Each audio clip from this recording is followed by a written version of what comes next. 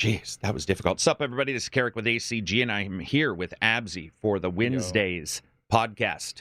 Podcast number 463 of the best gaming podcast. Sorry for a little bit of the technical snafus at the starting of this. There's been some changes on the back end of YouTube I wasn't aware of, and the way you do things slightly adjusted. I appreciate everybody sitting down and talking to us all day Wednesday. It always feels all day. Well, I guess it is 4 hours.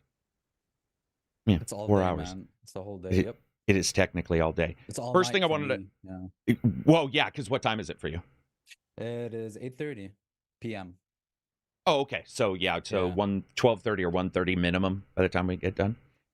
So the first thing I wanted to do is we get some super chats and stuff, and I wanted to put them up on screen occasionally when we get them. I'm going to actually just start doing this all the time. It's something you should be doing, but we've always had so many, or we've had to skip between them. But I wanted to start one with let's see. This is from, and I wrote it over here too, Lockstop34. He's a patron. He says, what's the most technically impressive change in games development or hardware that you ever remember? Most impressive game or hardware development? Yeah. Well, basically, what's the most technically impressive change that you've seen? Obviously, I can say, the internet or whatever, but for me personally, that would be true. That would be true. To bring it more closer to gaming, I just distinctly remember, like, the one thing I can remember exactly a before and after image in my head clearly, right there and then was I got the Xbox 360, and this is not huge in the grand scheme of things, right? But I got the Xbox 360 and I was playing on a CRT TV, right? Mm-hmm. Is it called CRT? Yeah, it's a CRT TV, and then I upgraded to a plasma, right, which had 1080 interlaced, and I didn't know about it. I just used like the normal colors, which was yellow. Fuck, what were they? Yellow, red, green. Yellow, right? Yeah, yes. Yellow, red, green. Yeah. Well, blue. 3 colors. I mean, or RGB. Or blue. RGB, just the normal RGB. Is it just RGB? No, there was a yellow one too. Anyways, so I was using the 3 one, and then I hooked up the extra 2 for HD TV, right? And switched to 1080i. So going from, what was it, 380p or something? Or 480p? Whatever CRT TVs are, to that was just like a direct, like, what the fuck just happened to my image? Like, right. What is that called, right? Where you just see more definition. Obviously, it's not, in the grand scheme of things, it's nothing too major, but that to me is like the first thing that popped into my head as a direct memory as a kid. Yeah. And you went from like the old video to that, then to HDMI? I went from the old video to that until the HDMI, which I think came out with the Elite. Was it the Elite or before that? Or did it just have that? The Elite, what, 360? The 360 Elite, I think, is the one that came out with one of them HDMI had, port. one of them had HDMI ports. Yeah. Yeah. And then it was like, oh, even better. Let's see. For me, I would say I tried to fix his volume. Hopefully, it's up now. But hopefully, you guys heard him. I could hear him. But no, it was on my side. There was just something here that was sending you a little lower than me. So I put you. Gotcha. You're right at 10. You're a little low, but it's just one more thing that the YouTube has given me shit over. Impressive. Let's see. When I was not against it, but I couldn't understand why there was another thumb pad where your fingers were going to be touching buttons on gamepads. So when they did finally 2 analog sticks, that was probably the biggest. Because I didn't really understand it. I didn't really get it. I didn't really think we needed it. The third dimension, right? Yeah, and just the ability to control the camera and stuff became a thing, and just everything got better. And I'd grown up with, using those buttons as as direction pads, WASD, but on your right hand for like Dreamcast games, I think is what it was. And so being able to jump to that was, it was pretty sweet. It was definitely different. Not something I expected to like, because originally I did not like that. I thought it was sort of just not a thing for me. It didn't seem like, it seemed like a gimmick. It seemed like something that wasn't gonna pay off as being, super worth it or anything like that. But Hawkeye says, I accidentally stumbled onto this live podcast after watching ACG for many years. Just want to express my appreciation. Thank you very much, man. I appreciate it. We appreciate it. I remember on the PS1, there was 2 types of controllers. There were the controllers without any sticks at all. And then there were the controllers with the sticks. which was really weird to have just a completely new thing. Controllers with controller you mean because they just had the digital pad? They just had the D-pad and the X square triangle circle, yeah. Yeah, those were the days. R2? Yeah, I think there was R2, right? I don't remember. Oh, I remember just triggers for the longest amount of time. For the longest amount of time, yeah, it was just triggers, and you just had to fight it. Let's see. Neil Campbell, $2 super chat. My wife doesn't believe I can't pause online games. True. Yeah. That's happened a lot. There's a couple games I've noticed here lately we haven't been able to save. Haven't been able to or pause. From Click. Just buy the remote from Click by Adam Sandler. Yeah, or go to the OS. Just hack the servers. No, I mean quick resume on a console. Oh, gotcha. Right? Yeah. I mean, on quick resume. On an online game, you'll be, Well, if you're trying to pause on an online game, I'm assuming you're trying. Well, yeah, true. Just pause life. DDoS. Yeah, I don't know. Remember when it used to be the thing where you would unplug the back of the console from your LAN cable and you could glitch out and you could there was a term for it. Yeah, multiplayer. There was a term in Gears in particular where you could win matches by pulling it out and you would leg the other person. And then that's hilarious. Yeah, and you would end up winning the match. I thought that was awesome. Brandon Martin, welcome to being a member. Thank you very much for being a member. We appreciate it. You should get access to the Discord. It can take upwards of a day. We'll see, depending. What have you been playing, Abzi? Mostly Tarkov, man. I'm addicted to single player Tarkov. Like it's just it's hard to play any other FPS right now, just with how it feels. It's making it really hard. So yeah, I've just only been playing that. But I did try out the Hades technical test, and I put a whole topic thing about impressions. But honestly, there's not much to say. Like it's Hades, it's more Hades. It's great. But the first one was good. I played it for a while, and then I'm like, okay, I'm just gonna wait until 1.0. You know what I mean? Mm-hmm. More mechanics, more enemies, different enemies, different mechanics, different. You know what I mean? Like any what you would expect from a Hades sequel. Yeah. So graphically, what is it? Like it's pretty much the same. Really? So what is 2 then? What is the 2 part?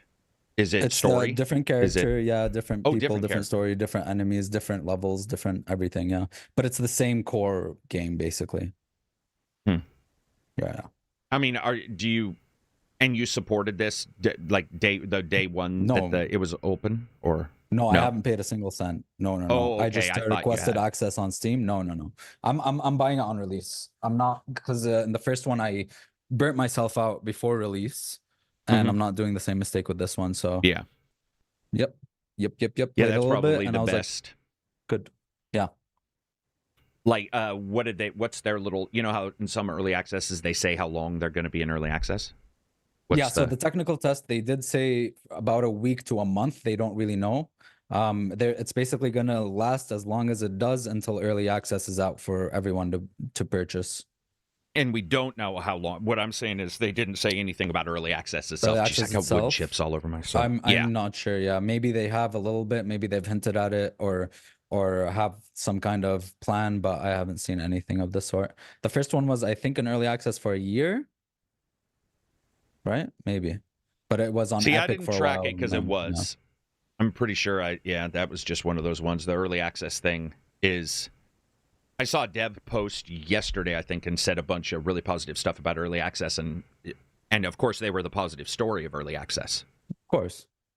And it sucks because it's not a grifter or anything like that. It's not like a scammer saying, hey, this is why scams work. It was somebody who has wanted to make a game, and this is how they got their money, because currently gaming investment's low. And I was just sitting there going, damn, man, this sucks, because the two sides are not meeting currently. There's too many scams and too many things that have taken too long on one side. So there's a bunch of us, and I'm seeing it everywhere. More and more people just being. I even got a couple angry DM or angry YouTube comments saying, why are you giving any coverage? Just let the early access. Why are you reviewing it or whatever? And I'm like, exactly, you're right. It's why I tried to be clear, but it doesn't matter. It's this moment in time, and especially with early access, is going through so many revisions. Something you may might be removed, or so. It's just a weird situation, man. It's like gaming's kind of the same lack of money in gaming sucks balls. Sorry, I was just gonna say. Go ahead. Yeah, no. I mean, it's kind of this, on a smaller scale with Kickstarter, how you'd get wild, stupid shit like losing blood by getting hit in a game, but then Pillars of Eternity, for example, revived the whole CRPG genre That's a from good point. a Kickstarter. So yeah, it's a good point. They did. That is a good point. That did revive everything. Yeah, for sure. Yeah, and as a fan of that, I'm happy for that. Yeah, it's an odd one. Yeah, so when I covered Manor Lords, that I tried to be clear, but it doesn't really matter because it is early access, and there was the things with them not saying it was early access on Steam for the longest time and all that shit. But I did decide to jump into it because what I was seeing with coverage was crazy to the point where the dev posted, and he never called out people, but he posted like, if you've been watching videos and people are comparing this to like Total War, please, my God, do not assume it's Total War. If you are hearing, and so that's what people were saying. And these are people with the game, and they're all, oh, it's just like Total War. It's just like there's nothing in it that's like Total War except for some tiles for your guys. People always do this, man. They compare like Starfield to but this one's popularity had bloomed not only because of their good programming and their unique ideas, but because of those comparisons, directly because of them. And so I didn't want him to get that boom, where it's like people come in, they're all, this isn't Total War at all, and it's not. It's a weird game. It's very fun, but it is weird, and it's very light in content. Like, I mean, it's an early access game, so to me, it was very light. It's really hard to review or even put your foot down on what you expect from an early access game, too. I found myself once again doing it going, well, I don't know. Like there's a bunch of tiles missing that just say coming soon, or there's a bunch of errors in spelling or grammar, and you're just like, I don't know is it all, do we just say everything is allowed and therefore no matter what you should get into it? But the cool things it does is it tracks all, so you don't have single workers, you have families. And I sort of came up with the idea of, it makes sort of sense if your mom and dad are a farmer, little baby Timmy is going to be a farmer, like out there kicking it in his bare feet, trying to get some wheat. And so that's what happens is they move around via families. So instead of having one person, usually have three. And so you'll grab a family, you'll move them from one job to the other, and the entire family moves. So you can't like mini-max. You can't say, I'm going to put one person here, one person there, one person here. And so it's all about people. I mean, and that's why it is a manor, too. That's the other thing, is I think people were seeing Manor Lords and getting it confused with Banner Lords and getting that confused with Medieval Dynasty and because you could walk around as a lord, and you can in this game, and you do nothing. There's nothing you can do in the game. You can... I've just seen it viewing. It's like riding a roller coaster and Roller Coaster Tycoon. Yeah. Yeah, so you get all of these different sort of similarities to other games in general, but really what it is it's a city builder where there's most likely nothing in the game that you can build by itself. Every single thing has multiple supply line items it requires to build. So even when you go to war, your guys go to war and they leave your village, meaning the entire village craters in its production because no one's there. Only the women and the children are there. But the men don't go to war. They walk around and they mill around grabbing items to prepare for war or to make items for war. And then those items that you need for war need to be made. And the things that make those need to be made. And the thing that make those need to be made. And so it's in reverse. And I even in the starting of the review was like sort of explained it in reverse and said, if you're wondering why, it's because any end plan, if you get to an end spot in that game and have a quick idea, it is almost impossible to do. Because you have to work up to it. You have to work up to it. Yeah. So I had like a notepad for one of the first times ever. Because most games you can look at a tree and go +1 to building, +1 to building. And you can figure it out. In this one, you look at it and you're all, oh yeah, that's going to be impossible. There's no indication for you to help you along the tree to get to where you want. No, there's a glossary, but it's all about every single thing that you want, and even just slightly farther, like your level 2 thing, needing multiple steps of stuff and multiple connections. There's just nothing. For example, you can buy a sheep farm. What you are buying is a sheep farm, but you ain't buying fucking sheep. because you don't have sheep, which Right. means you have to open Yeah. up a trading center. But guess what? You don't get to trade. You have to buy that too. And then That you sounds like buy the trading Factorio, center. dude. That sounds like Factorio, honestly. But A game I Factorio haven't lays them jumped into. out. Factorio lays them out though, like like you work your way up towards stuff, not down. So you just keep advancing and advancing and then optimizing and optimizing. So I'm guessing this one is like you look at the end point and then you got to work your way down backwards and then up. Yeah, or you get to the end, or you get to the midpoint, which is where you have an idea of what your endpoint is, and then you have to go backwards. Yeah, which Gotcha. I don't mind. There's nothing wrong with that. It's almost I like like imagine resource this. management. Well, so. yeah, imagine when you open a YouTube channel, you don't know that you might need a ground lift for you just know you need a mic. So you buy the mic and it doesn't work. And you're like, oh, I need a ground lift because of my house. Oh, guess what? I need a power supply. That's the way it is. So it's like you have a plan and then you buy the bits for the plan. And then you find the bits that you want to buy for the plan might need bits to even use the bits. Like there were times where I was buying stuff from the market and I was like, nothing's happening with this stuff. It's sitting in all these places. And that's the other huge difference in this game. The most assigned people, the most assigned families in the game, the most ones used are the unassigned families. You actually, if you Ones assign, that build, because they're the ones that build and move. yeah, So I know about if that you, mechanic. so in a lot of games, you see you're maxing out your utility by having 40 of 40. This game is not like that. It's like you want like, I don't know, 28 of 30 or 28 of 32, meaning there's 4 guys just going so that they could build and stuff. so like that they can build. Normal, yeah. But if you're That's not like, building, one of the which games, does happen because it's massive seasons, then you have to leap back into those guys. And there's no family. There's no family button yet, which I think is the one thing I pointed out in the review was I need a button that lets me just go like maybe assign to open spots or something, maybe a quick button that's like just assign these dudes to something some that QOL needs stuff, them. basically.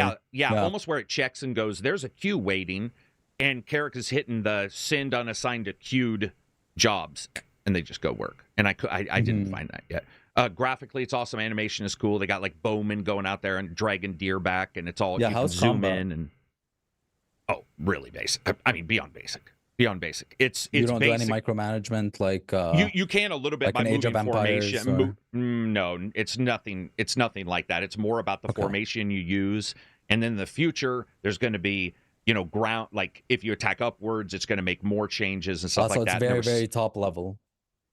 Yeah. Okay, gotcha. Yeah, some very big changes on there, and I think when you look at a game like, especially when you look at a game like Manor Lords. Manor Lords. Should have been called Manor Lord because that's really what you are. But with Manor Lord and early access, it's more about what he's building, and hopefully he's building stuff where it's just where it's really him just like, okay, I'm gonna deliver a different thing that may have some similarities to your Total Wars or to your medieval dynasties, but not really. It's just I have a little question. It's just a different thing. Yeah.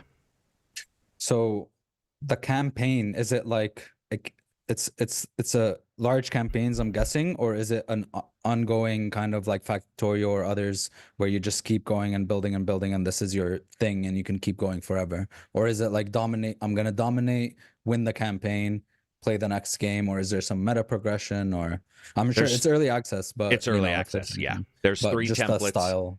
There's just 3 templates right now. And it's like one is you're getting sort of, you have an angry neighbor. One is no battle at all. And the other is sort of take over the nation. So they're like campaigns, right. With win conditions. With win conditions, yeah. And you can also set up, I don't want random bandits, or I do want random bandits. And then the nice thing is you could decide, hey, I don't want to send my people at all. So maybe you would make a bunch of money, put money-making enterprises in your manor. So therefore, you can hire mercenaries only and just send them out to do battle. Which seems like it'd be a valid plan, especially as difficult as it is. Going because like an economic route. Yeah, because, dude, you're sending people into battle that will not come back. They will be dead.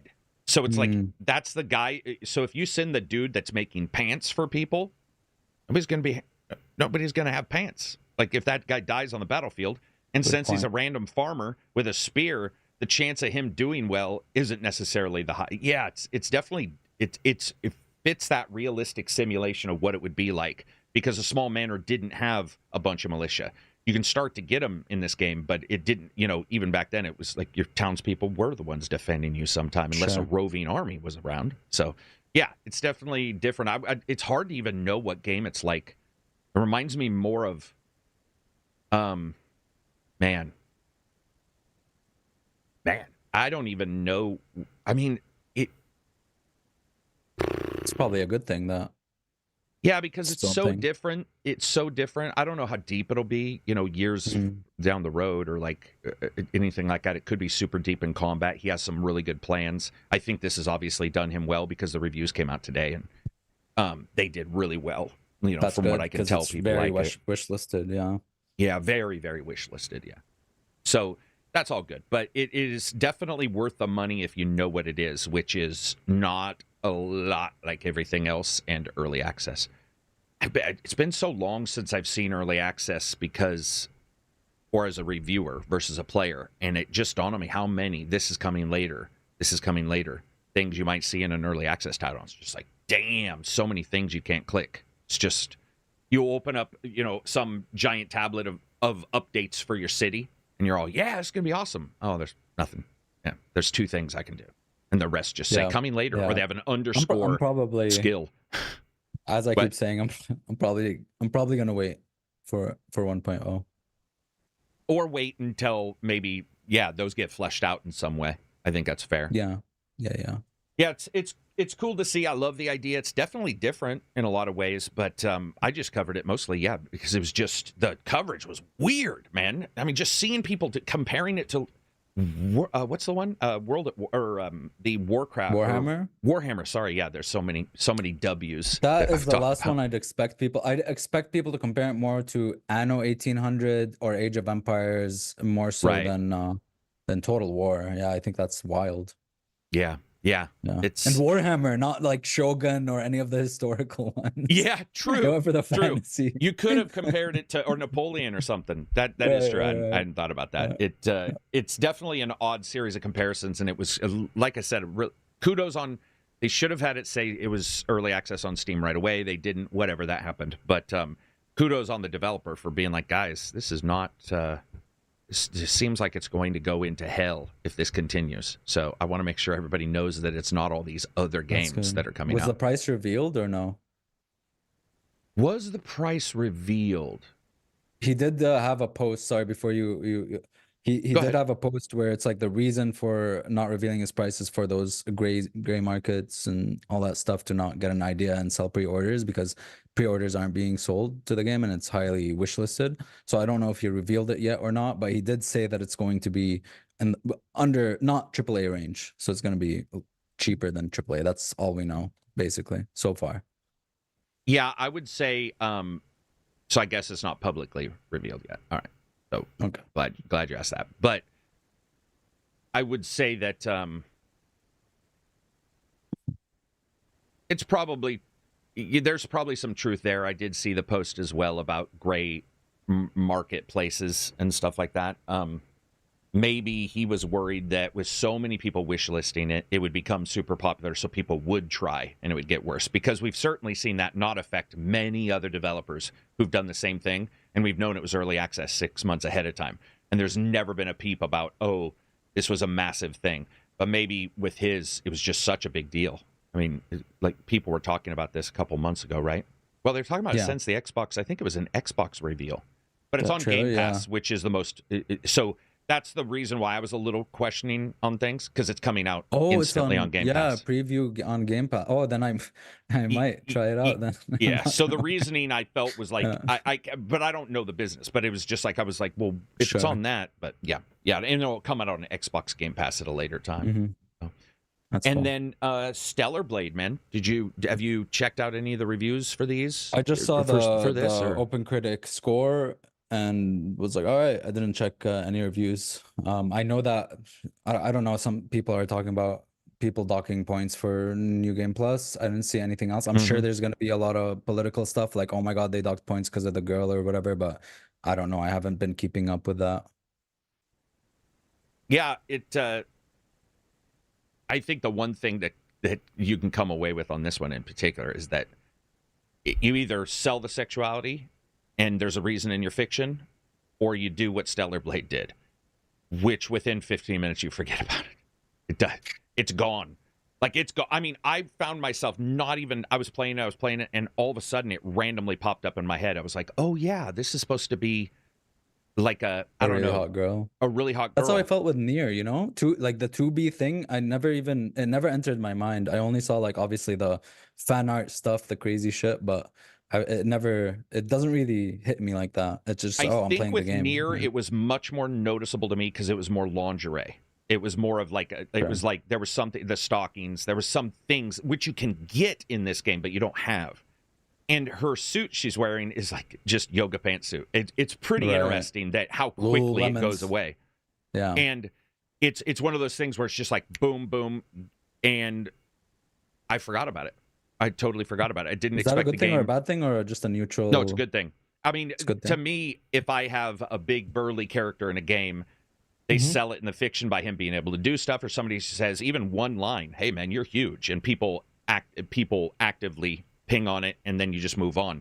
And a lot of games overdo it or underdo it. This game doesn't overdo it. It doesn't even become, it's not even a thing. There's not even any Final Fantasy weird moments where characters are looking at the screen going, "Hello, Cloud," and they're leaning in, you know, those uncomfortable anime moments. It's not there. It literally doesn't happen in the game. It's a completely separate thing. It's just like, this is what the character looks like. And remember, the developer had said something like he just liked pretty girls and he liked this model, so he chose her. That is how you come away from it. When you walk away, you're all, oh, it was really that. He just sort of, it's almost like he said, I don't have the idea for a character. Why not, right? Why not? And it worked. To me, it worked. Yeah, I came out of it and I was like, oh, all right. That was, you know, the way it was. Combat's good. There's definitely some stuff that I think is finicky, and the latency input's noticeable. It's still there. It's less than it's still there, it feels like it was in the demo. But there's something extra. That's all I'll say. Extra. Okay. It feels so. Like, let's say you had this line and you have a bouncing ball going between the two, and like on a slightly higher latency system, you have to sort of anticipate if you want to hit it when the ball hits right on this line. Oh, that's some of those speedrunning strats where they wait for the frame or something. Yeah. There's just this thing that occurs where sometimes with the parry, even because you have the ability to unlock more parries, even with the unlocked makes, by the way, they don't even explain what it is. They just say makes parry easier to do. Sure. And to me, even that sort of, it's like, it doesn't say cuts it in a quarter, doesn't say 1.2 seconds. MMO will do 1.2 seconds or give you a DPS thing. This is just like makes it easier. And I was all, and it definitely comes up in the game, but enemies, it's not that hard of a game. And even on hard, and the N Plus is out, and I think that's, if somebody wants to play to that, I guess. But what I noticed was that it's definitely not Dark Souls, man. I don't know how to describe its difficulty. I found Devil May Cry harder at times. Devil May Cry is, well, depending on the difficulty, it is. No, I mean normal for normal. Because you can only go easy, normal, then you unlock hard, and N plus. And Devil May Cry's skill ceiling is just ridiculous, right? Like skill ceiling, style-wise, I guess, combos-wise. Like if you want to be efficient, let's say that, not like you can beat the game, that difficulty is fine. But then if you want to be crazy at it, it goes a long way. Like you can practice for years, right? Yeah, what are they getting from that though? Is the Devil May Cry player, what are they getting if, let's say, they crank out? If the enemy's already dead, are you just punching into the sky? Because the enemy only has a certain amount of health points. So personally, what are you getting from it? The reason I like doing big combos and just learning different stuff is because it feels good. And obviously you can CC, in that game, you CC enemies with your attacks and certain stuff like juggling and random stuff like that. But there's obviously, like, the skill ceiling goes further than what you would have to get to make the game, to be very efficient at the game. Does that make sense? Like there's a certain point in the skill ceiling where after that is just style, right?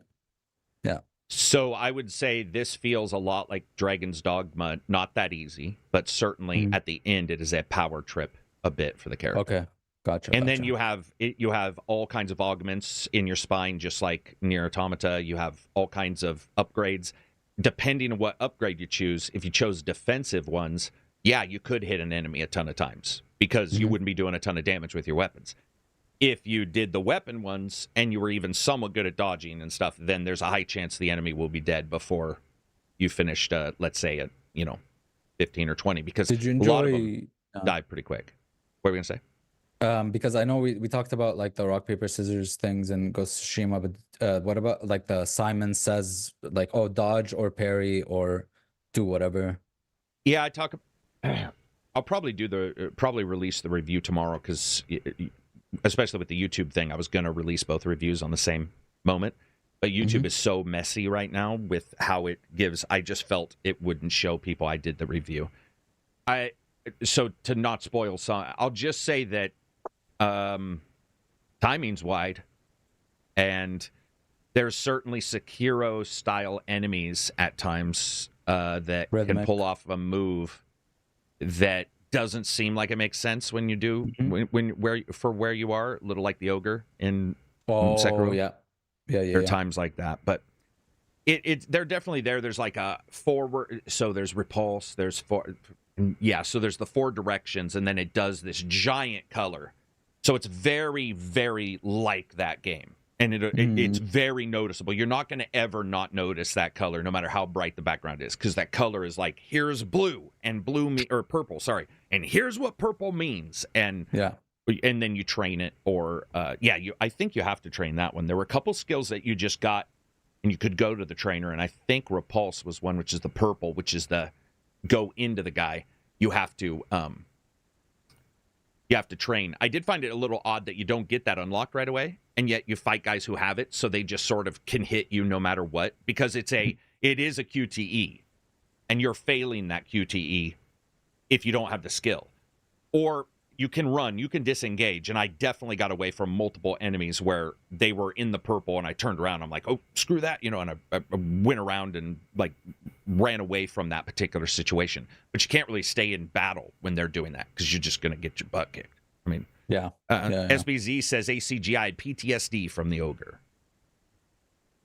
Yeah, the ogre was rough, man. I think the ogre is probably one of the few times I've ever got really disenchanted with something in a FromSoft game.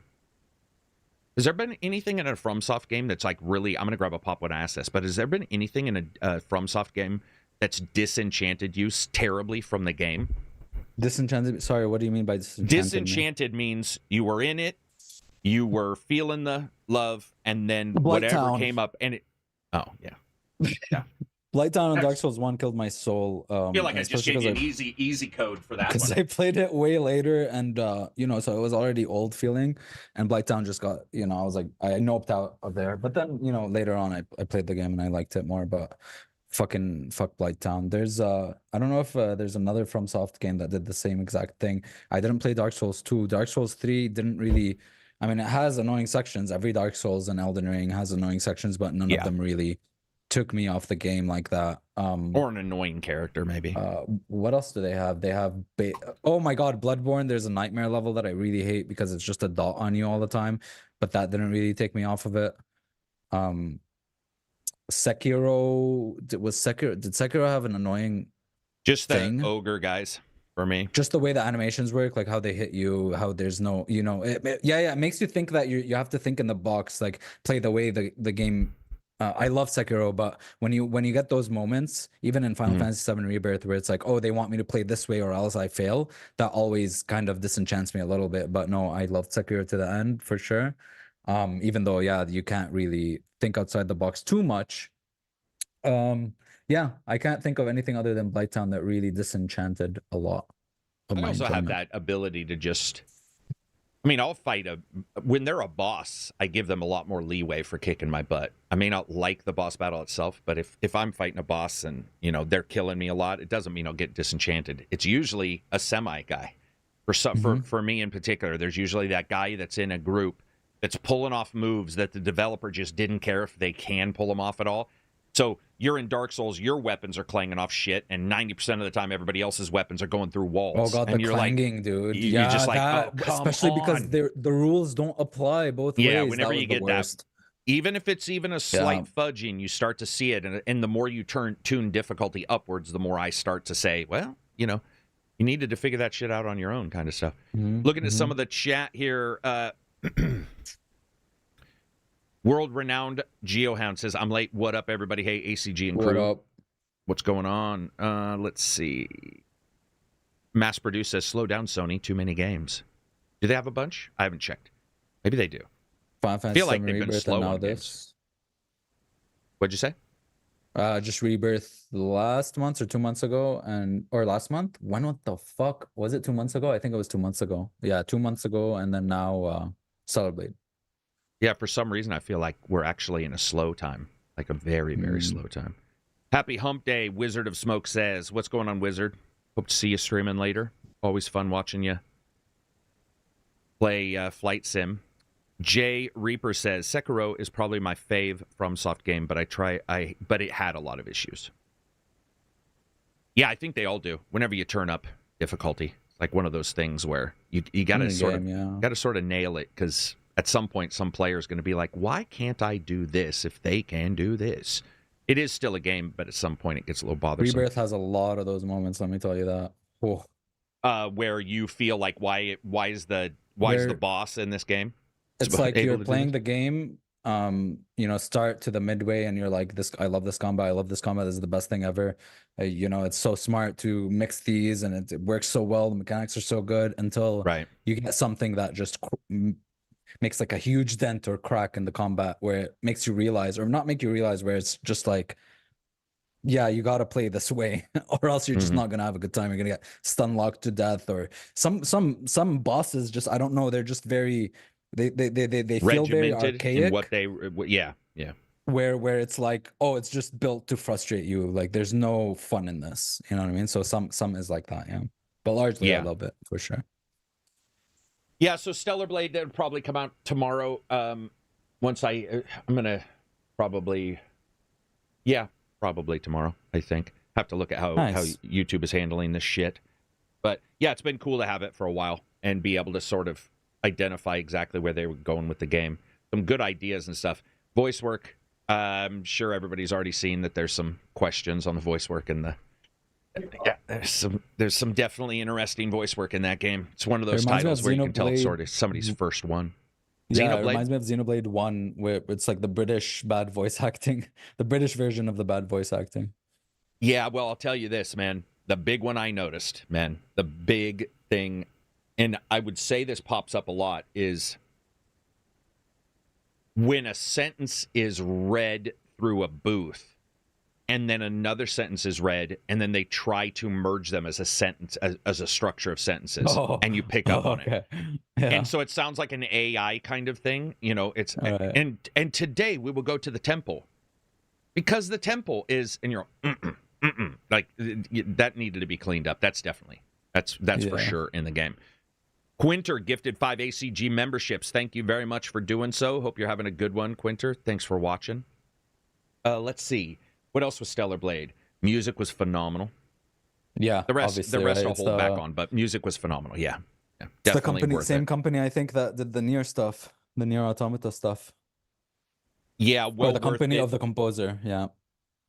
And because there's 3 people, right? When I looked online, I think it's like there's a Westerner who lives in Japan. I don't know if you even call him a Westerner now. He's lived there so long. But there's a young, I think he was from London originally, composer. And then I saw 2 other names, the main guy and then somebody else. And it looks like there's their team of sort of, a super team of composers. And that would make sense because some of the music's a little tracky. Even in the demo, it was like, oh, this is Nier. Yeah. But some of the music is tracky. Here's a track versus here's a integrated thing within the game world. And they're good tracks. They're really good, but there was something about it that sometimes you're all, this feels more old style as an OST than it, where the music's just playing. Because there were a couple times where Radio. Yeah, or Fallout Radio. Yeah, true. Oh yeah, Fallout Radio. Let's see what. Oh, graphically, I do want to point out on performance mode that game still looks really good. I was really impressed with how it looked overall. It's got some other stuff I talk about, but I wouldn't play that game on any of the other modes ever. But performance mode is good. It's definitely needed, and it looks good. It's noticeable, but I'm starting to think the balanced modes just should not be in games, man.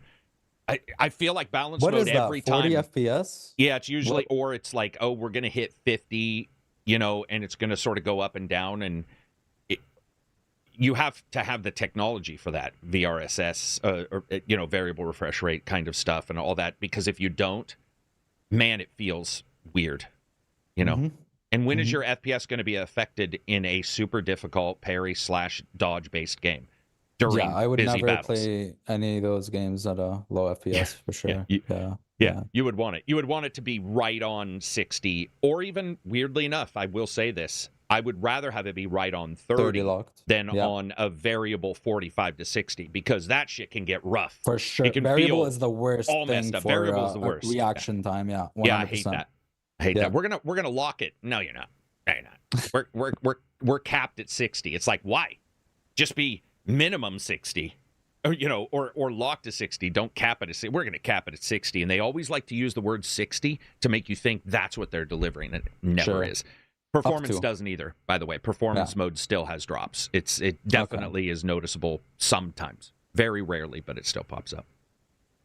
Moving on from there. Let's see. What else do we have? It's been a weird week. I've been absolutely deep into the reviews, so I got to look at the I've been deep into Tarkov. I know. I saw that. Yeah, I saw that. That was it was night before last or something. Maybe it was night before last or last night. It felt like it was for 14 hours you were in there. Damn. The Re Fantasio Atlas game was shown like a deep dive of.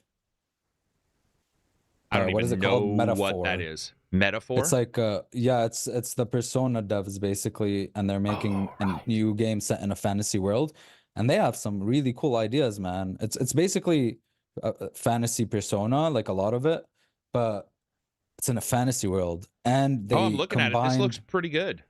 It looks really cool, man. And they combined so there's real-time combat before the turn-based. So the way you start combat is you can dodge and attack and stuff, and then call in your squad, and then it becomes a turn-based game. I'm not quite sure if you can just keep dodging and attacking like a normal, real-time game until you kill like a hard enemy, until it hits you, and then it takes you into the turn-based. But it looked like it had some really, really cool ideas. Your crew has like this big ship that moves on legs, like a big ass thing from Weird Weird West. Was it called the West Weird?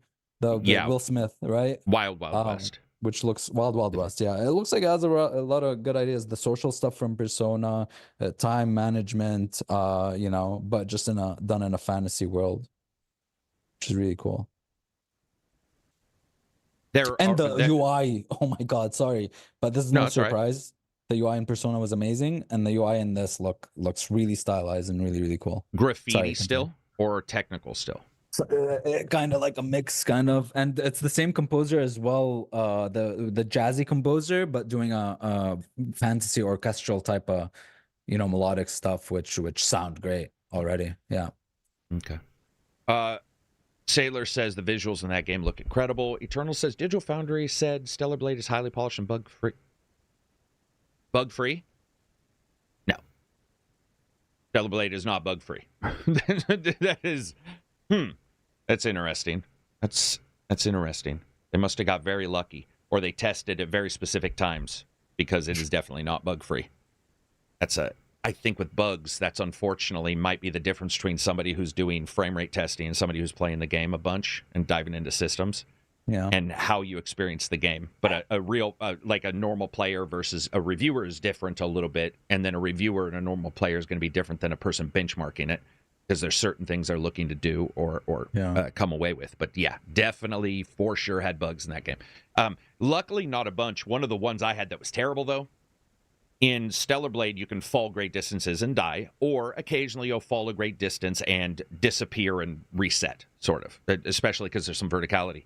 And I got a bug where, unfortunately, a boss was next to me. Sorry, not a boss, a bad guy. And I kept falling. And I was spawning in the air because the spawn point was checking to verify if I was like in his cell kind of thing. And it was pushing me out because I was on a cliff face. And it happened twice in 2 different saves. And I was like, oh my God. And I would pop and I would wait. And it'd be like, and I'd just see my character go, Ma! Oh no. Ma! I was like, no, fuck. So yeah, that became sort of a bugger. Saw some people with crashes too to the OS, but still, whatever. I mean, I didn't have any crashes to the OS. If I did, yeah, that would be a big deal in a console game. Have you had a crash to an OS in a console game in a while? Yeah. And by OS, I mean straight up desktop. Do you have any with Final Fantasy Rebirth? 6 that you remember? Yes, once. And 16, I had it once or twice, and Spider-Man, I had it once or twice. Oh, I feel like every Spider-Man. game, almost. Yeah. It does feel almost like a every lot of games go into shell mode where something happens in the game and they panic and they're all, fuck it, just send them to the OS and we'll worry about it later. Yeah. Yeah, that is true. So when it comes to that reminded me also that Sandland's reviews come out, and that's pretty middling reviews, right? From what I'm seeing. Highs of 70s, lows of 60s. Looks like it's average of 70s, around in the 70 average part. game. Yeah. Yeah, I really want to check it out, though, personally. I thought the idea of Sandland looked awesome, and I got ghosted, man. Just straight ghosted. I just kept telling them, I'm like, you guys, you did say that I had a code coming, so I've scheduled this time out. Can I just get a heads up? Can I get a heads up? And finally, I'm just like, whatever. I'm moving on. And I did, and I haven't heard from them since. But it was one of those things where it was like, God damn it, I'm glad I didn't plan on that. I wanted to cover it just simply because it looked like the vehicle stuff and the building stuff and the exploration looked really fun. I can't tell if that met it out because I haven't read the reviews yet, but its average is 73. That's not terrible. That seems like maybe where it should be. I mean, they don't all have to be bangers, right? Sure. Like, they can't all be amazing games. So you need ugly to have nice. Yeah. Or ugly but you nice. need me to have you, man. Just saying. You need you to have me. Yeah. Yes, sir. Need ugly to have handsome. No, I meant you need you're the handsome one. I already said it first. I already said it. You can't. No, I already said it. God damn it, dude. Yep, I win. Let's see. Moving on from there, people are talking about no rest for the wicked devs defended early access. Says Dark Souls would have benefited. I found that a really odd comment.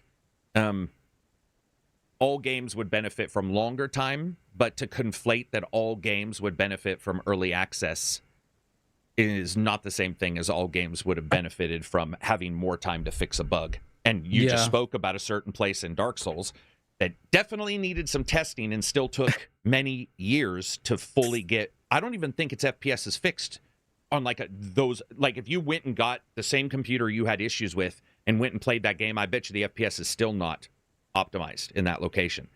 So, but it was a weird comment. I was seeing them. I think they just felt attacked.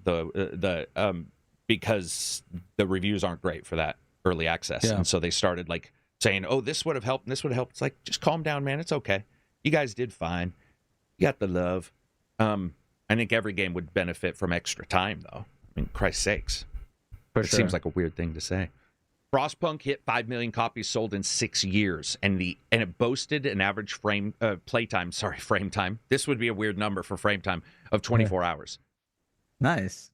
When's the second one coming out? Is it soon? I think that's next year. Dude, that company just I feel like I enjoy all their games, man. I don't know. I just enjoy all their games. Frostpunk, This War of Mine. Oh yeah. Are these the only two I could think of? I know they have a lot more that I enjoy. As you find out, it's just those two. You're like, I love all their games, like This War of Mine and Frostpunk and their other. They have other dude. They do a lot of stuff. All right, they're like another indie publisher, I think, or whatever. But I like a lot of their games. Okay. Chat, remind me of the other games. Okay, I'll tell you I'll like them. Hang on one second. I had to get a biopsy this week, and it's killing me, man. All right, it's actually stopping the podcast just for a second. You ever had a biopsy? What's that? It's where they chip out a giant section of your flesh to see if it's cancer. No. I don't have cancer. It was Okay, it that's was good. That's not, that's yeah, it was awesome. pre-cancerous, but it was like, Okay. well, yeah, dude, I had this birthmark since I was like 4, and one Yeah. day we were playing board games, and I reached across to get a card. This was like in the last year, and I looked down at my arm, and I'm like, what the shit? Like, it's way bigger. So I had to go get it. But anyway, yeah, it was killing my arm as we talked. I scuffed it.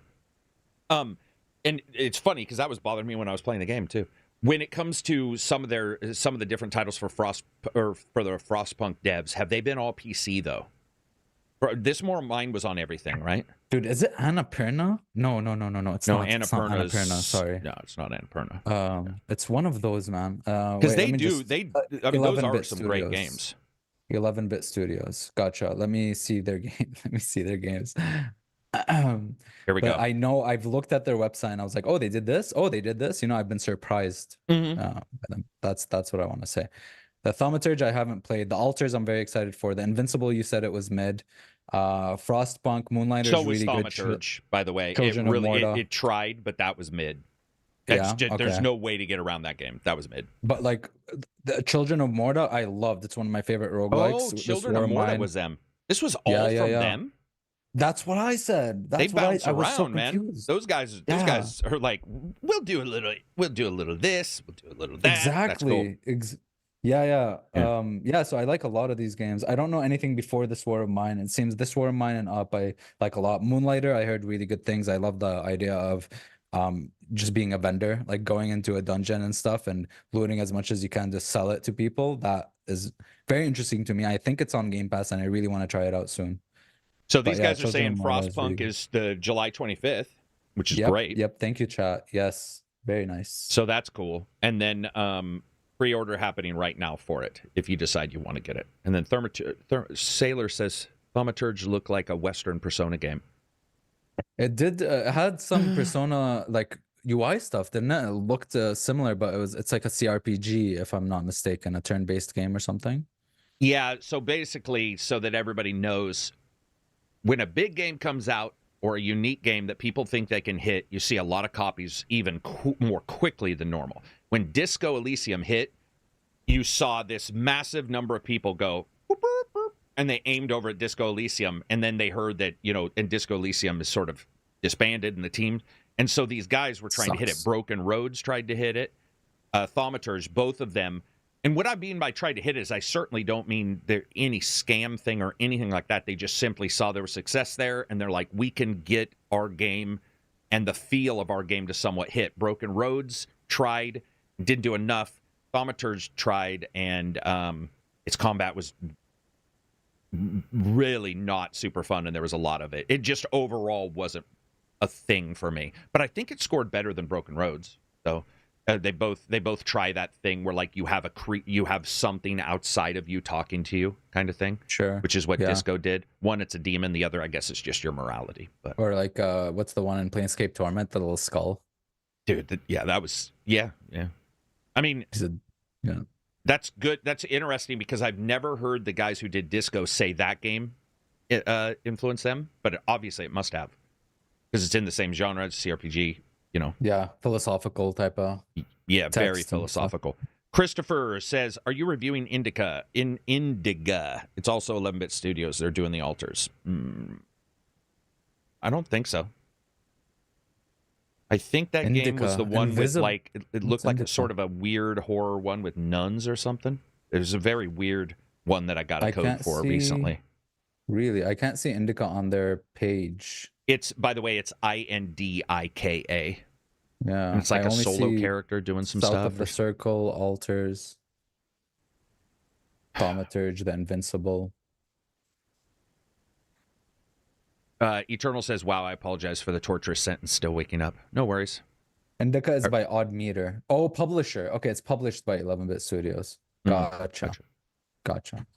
Well, talking about prevalent studios, is, man, when you look at the Simulator series and Playway, some of these publishers have a better track record than Rockstar. Okay, maybe not better because they've only had 2 real big, fuck ups if you include the GTA trilogy. But yeah, Playway in particular, I go and look at Steam, and I'm just surprised that there aren't huge numbers of people doing a bunch of stories on them because They pick good. Whoever works for them is good at choosing talent. And because I'm sure devs are making them, and then there's an application system we would like at Playway to publish us. And there's like SA Playway, and then 2 or 3 others. And man, your house flippers and your mechanic simulators and your blah blah blah, they're all under that big umbrella. I don't know how it works exactly, but it seems that there are 2 types of things where it's like, yeah, an application or whatever, or a parent company publishing all the right. I think like it started Devolver with a parent works publishing. Yeah, for sure. No, that happens for sure. Yeah, where a publisher just has a dev working on something.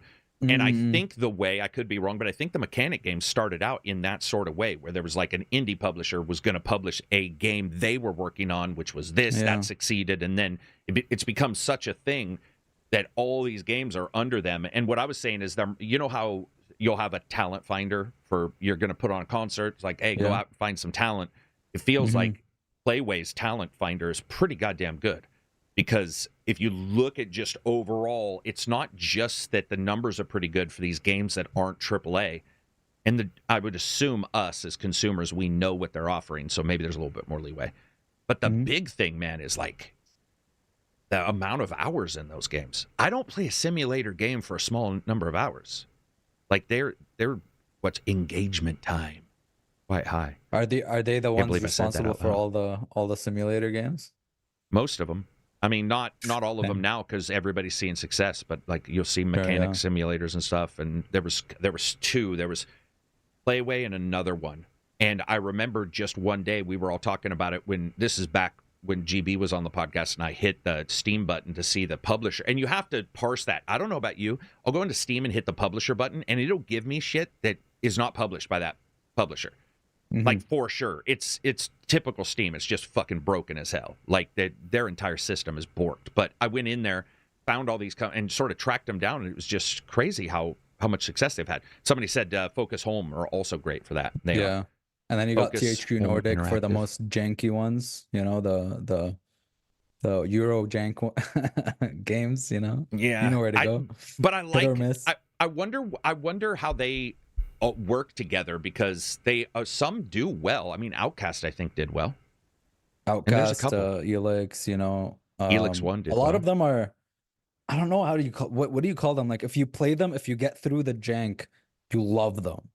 Maybe because of the effort it took to get through the jank. To me, they're low but they have expectation, high effort, as in, or sorry, maybe other way around. Maybe, well, they're low expectations from me, but they're highly effective in grabbing me. I don't. Eurojank is like the easy way of describing it.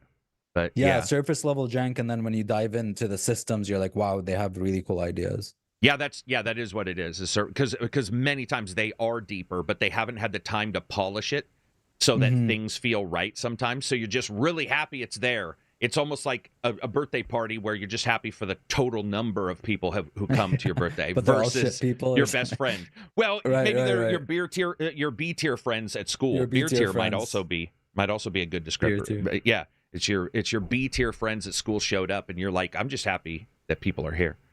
Let's see. Living says it's impressive how a studio who never did any bigger budget console style games have excelled with Stellar Blade. I mean, they just did mobile games, right? Yeah. Same with the Harry Potter devs. Goddamn. I think excelled as being is a great term, but also a very weighted term on that game, because there are many things they did not excel. You got someone comparing Stellar Blade to Dragon's Dogma. This is what we were just talking about. Good job. Stellar Blade to Dragon's Dogma. Yes. Stellar Blade over Dragon's Dogma. Smart. I mean, yeah. I guess Balatro, then you could say, is better than both of them. Balatro is better than Balatro, GTA. better than Stellar Blade, and better than Liza P was another great one. Korean studios are surprisingly impressive. Yeah, they do a pretty good job with their stuff. I would say when you look at this game, they have the same weaknesses, though, that they all do. It's just their presentation is certainly higher and their combat's a little tighter. There's definitely some things there that a lot of us may notice. It really depends on your ability to. It is so we have Eurojank, And that is acceptable to say out loud so far until somebody decides that term can't be said. It's offensive. Yeah. So, like JRPG. I was just thinking, what do you call what are we going to call these games that come from Korea or China that have a very particular, because we've talked about this before, where people like different areas where their developers are, including Ukraine and Russian games, they have a different different feel for their combat or for the character generation. Korea does. I just don't know what to call that without somebody thinking I'm saying something All I know rude. Korea for is MMOs that have a ton of waifu chicks and microtransactions. That's all I know. But this one seems to have one of those, which is the waifu chick, but not the microtransactions, which is good. And not it's all in game. Yeah. Rostam says, still wondering if Black Myth Wukong will turn out all right. Keep wondering until the day it comes out. Pretty much the way it is these days.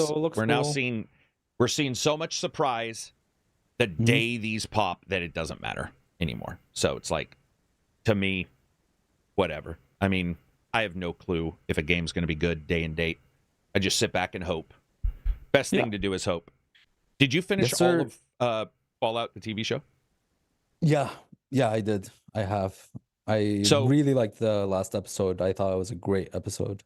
Anyway. So not talking about the show itself, but talking about the numbers. Did you see all the thing? Like Nexus Files was saying that they were under, huge amounts of slowdown because of all the mods being downloaded for those games. Fallout 76, Fallout 4, Fallout 3. Every single game.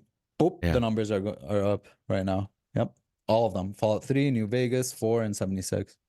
I went to Steam and looked, too, and Steam had a bunch of shit. Steam was like 2 versions of Fallout 3 in the same. This is Steam for you. Like, I don't trust anything those fuckers post. But it was like they had Steam Deck here, and then they had all the games underneath it, and it was they were popping all the time. Like it was a game. Yeah, it might have been a Game of the Year edition, but there was like 3 or 2 versions. I think of 4 were on there, and then there was 76, of course, and there was New Vegas was on there as well as 3. But I'm sure everybody's really happy with how well that's doing. I mean, it's definitely revitalized it, and we've seen it revitalized before, but. And so did I. That's what I was going to say. Is we've seen it revitalized before, but I was going to say, how long do we think it'll last? That's because I jumped into 76 as well, and then I did jump out. But there's not much going on in terms of like games coming out. So they have a lot of time. Plus the next gen patch, it hasn't even come out yet. It's coming out tomorrow. So you're going to see an even bigger increase in Fallout 4, right? So you got that going on. And 76 people have been just really happy because like the veterans of 76 that have been playing that game for years just want more people, so they've been helping out a lot. Somebody can share in my misery. Dude, there's people coming into the vault where you first start and just handing stim packs and monies and stuff like that. So, Yeah, I can say it's not very enjoyable. I did try to give it a college try. I tried to try. Yeah, I tried to. I was like, so the difference between what it was and what it is, and the difference between, say, a Sea of Thieves and what it was and what it is, we've seen a lot of these games do really well, which is awesome. I just don't want to say it a lot because that would, saying, oh, this game will be fixed later. It has been fixed a great deal, but that core under 76 is really thin. It's really thin unless you're just going into it and see, I guess I've got sort of spoiled because a lot of my MMOs and a lot of my multiplayer games have good stories. And so to go from that to 76, even with the dialogue and stuff, you're just like, oh fuck, man. Even with that, man, bad. Look, I appreciated some stuff. The thing I appreciated the most was the radio playing at the same time with your friends, so you can be hearing the same thing. And they added Sandman to the track list, and there's a lot of really good songs not available. But there's just something not there that I get. Even with Fallout 4, Fallout 3, Fallout New Vegas, there's just a thing. Like I can't really describe it, but I don't know if it's the single player multiplayer aspect, but there's a certain thing that you feel is missing. You know what I mean? For me personally, where when I'm back in Fallout 3 playing Fallout 3 or back in Fallout 4 even, Right. I'm like, oh my God, I love being in this world. But with Fallout 76, it just feels maybe less personal. I don't know. But there's just like some meat there that feels stripped away and replaced with mechanics for the world they made, or the multiplayer or something. And I can't really put my finger on exactly what it is. I still think you can tell, even if they try to dumb it down or try to restrict numbers, that there is a vast difference between an online an online open world and a single player open world and a co-op open world. And the co-op open world that exists in Fallout 76 feels distinctly different than the single player open world that exists. And even if the story is trying to tell you, and even if both of them are saying you have freedom, there's just something there that just doesn't entice me as much. Even if you have choices in those worlds, it just you don't you still think, oh, the impact is kind of artificial because, well, I'm here with so many other players and stuff like that. Yeah, so it could just be something in the back of our heads alerting us and chipping away and saying, like, I mean, without even noticing it's chipping away, but it's there just saying, no matter what I do, I can't be the one, like Neo, because there's many the ones, Living says, honestly, the Steam review system needs an algorithm that checks. Oh, yeah, Steam review system needs to be destroyed and rebuilt from the ground up. It just needs tag words or words that are trending to see why it is the way it is. Like the bad, okay, this is why the bad. Here's some words, performance, blah blah blah. The good, just some words that are repeated. King Cheese says, I find this onboarding in 76 a lot less enjoyable than just restarting a playthrough of an old Fallout game again for the first time. Immersion is ruined with confusion of how to get started. Boy, does that agree. I agree with that when it comes to Destiny as well. Oh, when I go into Destiny, I'm like, oh yeah, I think I'll bounce. Extreme version of that. Yeah. I think I'll bounce. When it comes down to it, though, I'm really happy to see them doing well. I'm happy to see a game doing well, and that we see the media affecting one another. I think that's awesome. I'm excited for Fallout 76 to do awesome, because who knows what they'll do. And it's like they might do something I will like. I'll keep an eye, and I'll leave it installed. I have no issue with that. I don't know if I'm going back to 4 and 3 though, dude. I was watching Solar play 3. Wait, he was playing New Vegas. And then I was watching somebody else play 4. And man, just a lot of that looked, it's just reminded me how rough, how far we've come in some ways. There's other things that are great, but it's the same thing to say about like Eurojank, but even more so because it's old, where if you can get through the jank, there's some amazing stuff there, and I love it, and I can get through the jank for sure, because there is amazing stuff there. But if you can't get over that aspect, like the combat is rough, you'll not be able to. Mods help it. I have like a complete overhaul of the combat, but it's still, it's lacking the oomph, obviously, of today's games for sure. I mean, it's so easy to forget how long, because of remakes and stuff like that, how long ago those games came out. I mean, it's been, and when you see multiple games having, they're missing the other stuff, maybe the slickness, or not slickness, I'm sorry, but maybe the story or something that you may like from the Bethesda ones. When they improve, for example, like when you see Destiny's shooting, I think Destiny's shooting is fantastic. Nothing else in that game is fantastic at all. Yeah. It's like surface level stuff versus right. But but even just the fact that I've played it makes that comparison unfortunate for other titles, because you played a game like that and you're like, damn, all this other crap this thing has out here is just a mess. But boy, is that part really fun. And with Bethesda games, their worlds are interesting to me always. I've always found their worlds interesting, but then exploring them. And sometimes, except for 76. I don't know why. I did not want to. Nothing about that pulled me from place to place. It was like, this is just not for me. But then Skyrim pulled me. What's your least favorite Bethesda game? I'm gonna let this dog out. What's your least like? Obviously Fallout 76, but I can think of another one. Let's talk about. Answer. Yeah. What's your main one that's your favorite? My least favorite. Oh my God, that's a good question. God. Probably Fallout 4. But if you don't want to Wait, no. Oh, fuck. Fallout 4. If I have to compare, man, I'm gonna have to Sorry, say he didn't want to Starfield, go out. even though I loved Starfield. Like, I really enjoyed Starfield for a long. Like, I mean, I put in like 120 you put hours. some serious Seriously, hours into even that. though it has issues, yeah, I played a lot and I really liked it and it pulled me in. Even though it had issues, but I'd have to say Starfield, yeah, because even then, like Fallout 4, it's I guess my second least favorite, but I love Fallout and I really enjoyed exploring and stuff in that game. But obviously the greats for me is Oblivion, Fallout 3, and Morrowind. Well, Morrowind I didn't play too much of, but Oblivion, Fallout 3, and Skyrim are obviously my top 3. Dude, Bethesda doesn't release many games. Yeah, I would say Oblivion is for damn. sure my lowest liked. Oh, really? Damn.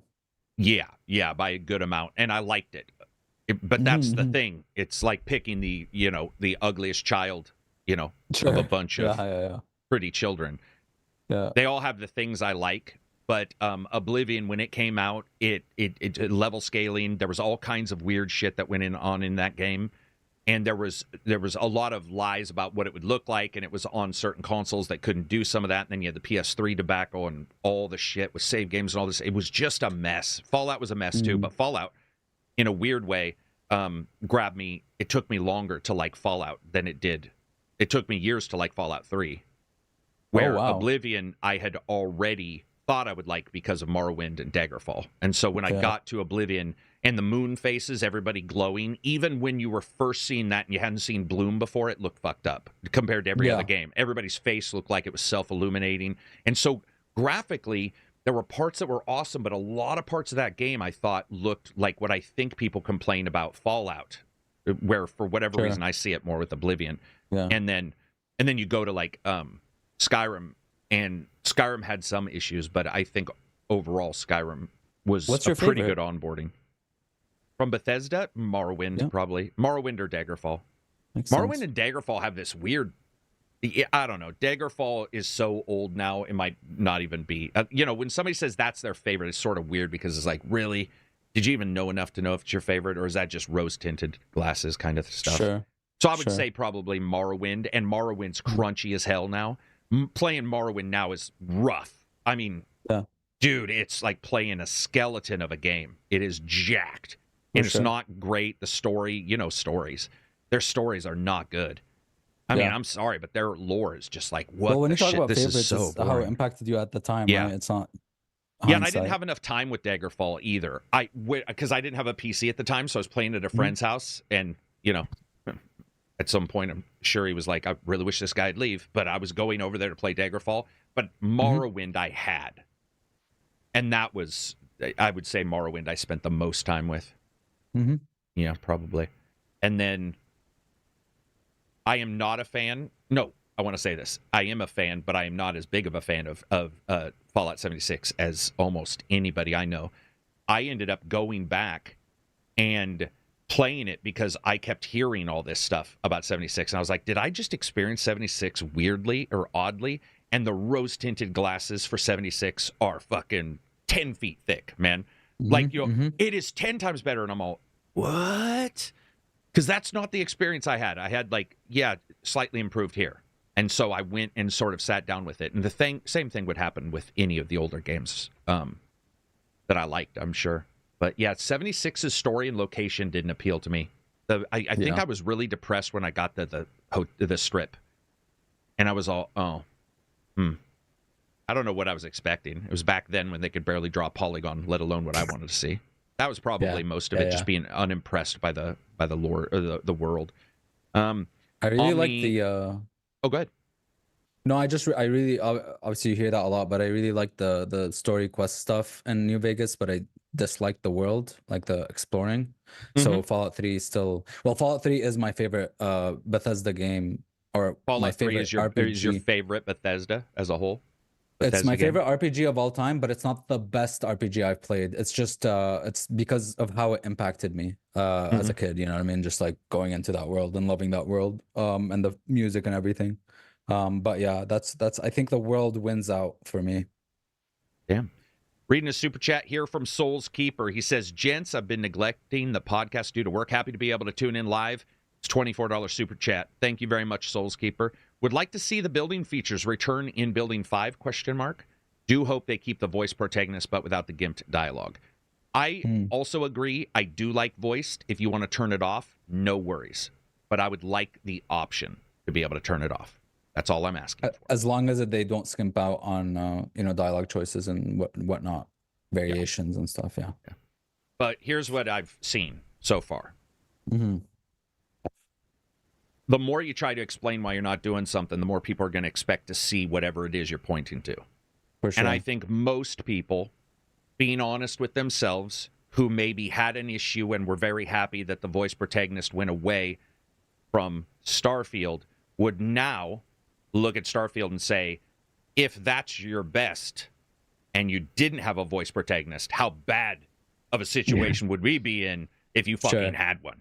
And so, and that's why I don't believe it when I hear those kind of things, because you will hear, oh, it's this. And then once you start, like, when you start looking at how many options or conversations there really are, you're all, I don't know if I believe that. It sometimes they just don't want it. I think that's better. You don't have to always explain it as we're just out of resources. It'll let us improve this thing over here. It's like sometimes you just don't want it. Somebody there probably just doesn't like the idea of it, and that's okay. Let's see. Yeah. Thank you very much for that super chat. We do appreciate it, especially because the YouTube algorithm in March borked everything. I was telling Absy about it prior. We may even have to change how we deliver this podcast because of how YouTube's working, but we'll look at it. Jay Reaper says, didn't like 4 at launch without mods. Grant says, 76 launching without NPCs was dumb. I would agree with that. Would anybody disagree? 4 for me was the opposite. It was like I loved it my first playthrough, and then after sitting a little bit and thinking back on it, I'm like, oh shit, I missed a lot of the stuff, the reasons I loved the earlier game. Yeah. But like I was just entranced, rose tinted or whatever you want to call it. Oh my god, I'm in a Fallout world again. You know what I mean? Well, I think when Fallout 4 came out, it doesn't have to be rose tinted. Because when I look back, I still see the same issues I had day one with that game, but I still like the game. Sure. I think rose tinted glasses really pop up when you get like 2 or 3 generations away from shit, and then people remember being in high school talking to their friends, and you hear that creep into the conversation. Well, we were, and you're like, well, are we talking about the game now, or are we just talking about you getting your first BJ? Like, if you're overlapping it, it's like, how good was the game really, or did you just really have a good experience with your friends at that particular time? I don't think that's too. Because I remember I was like playing the game and with my friends on Discord because we're Fallout fans or whatever, and my friend was like talking to me about stuff he's not liking, or like, oh my god, this is missing this is missing that, and I was just naysaying, kind of being like, oh my god, no, this is amazing, this is perfect, blah blah blah. And then afterwards, with a clear head, I was like, okay, yeah, you're right. You know what I mean? Like, oh yeah, I was missing this and that and that. But I tend to do that with a new thing I'm excited for, not look at the bad stuff at all. I don't tend to gravitate towards seeing all that. I'm not a reviewer. I'd be a bad reviewer. It's weird. I get, and maybe I would have been a bad friend. But like when I used to talk to my friends about games, we never ever just hammered on a game like that. We wouldn't. There's no need for a naysayer, because there was always a discussion of that is true. But did you notice this over here? And then it's like, yeah, that was pretty cool, but this is bad. So it was just like a back and forth versus here's why it's bad, here's why it's bad. I find that if I'm talking to somebody and they're just hammering on a game, and to me it becomes joke level, and then I will just on purpose try to out joke, so then you're just riffing with your friends versus really truly discussing information about it. But I didn't experience 4 in the way you did, because 4 was review, and so I was just playing on my own. I wasn't.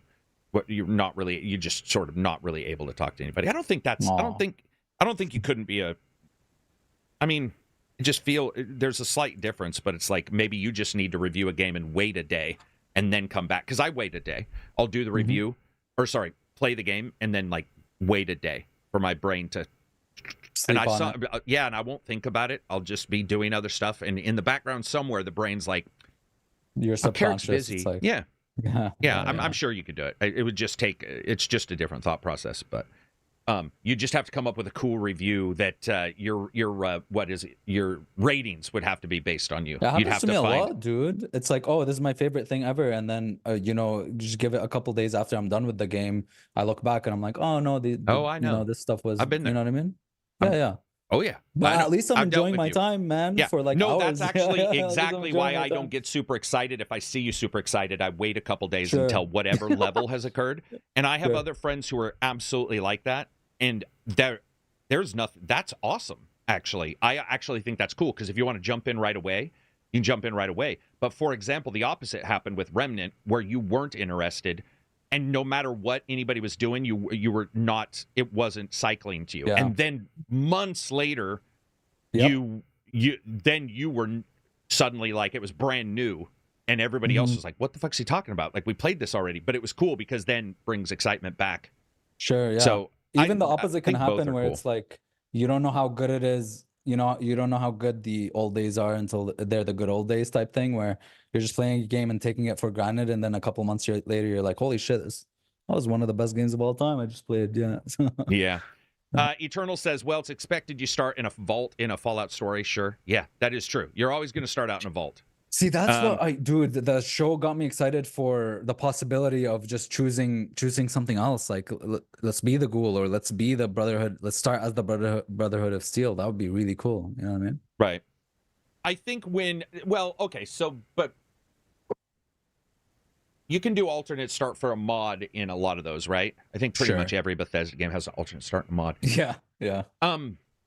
The vault always, it doesn't even just seem to be they want to start you in the vault. They always want to have to do with like that feeling of, it's almost like with Ragnarok, you had to figure out a way to remove his powers, and in a Fallout game, you have to find a way to have it be new or be a new thing. Introduction to the world.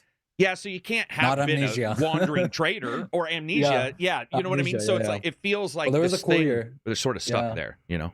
Right. Eternal says, I prefer a voice character with a personality and backstory crafted by a professional writer. Mm-hmm. I've seen some good writing without professionals, but I would agree. I think professional writing is... See, here's the thing. Professional writers sometimes can't write dialogue in a game. That's true.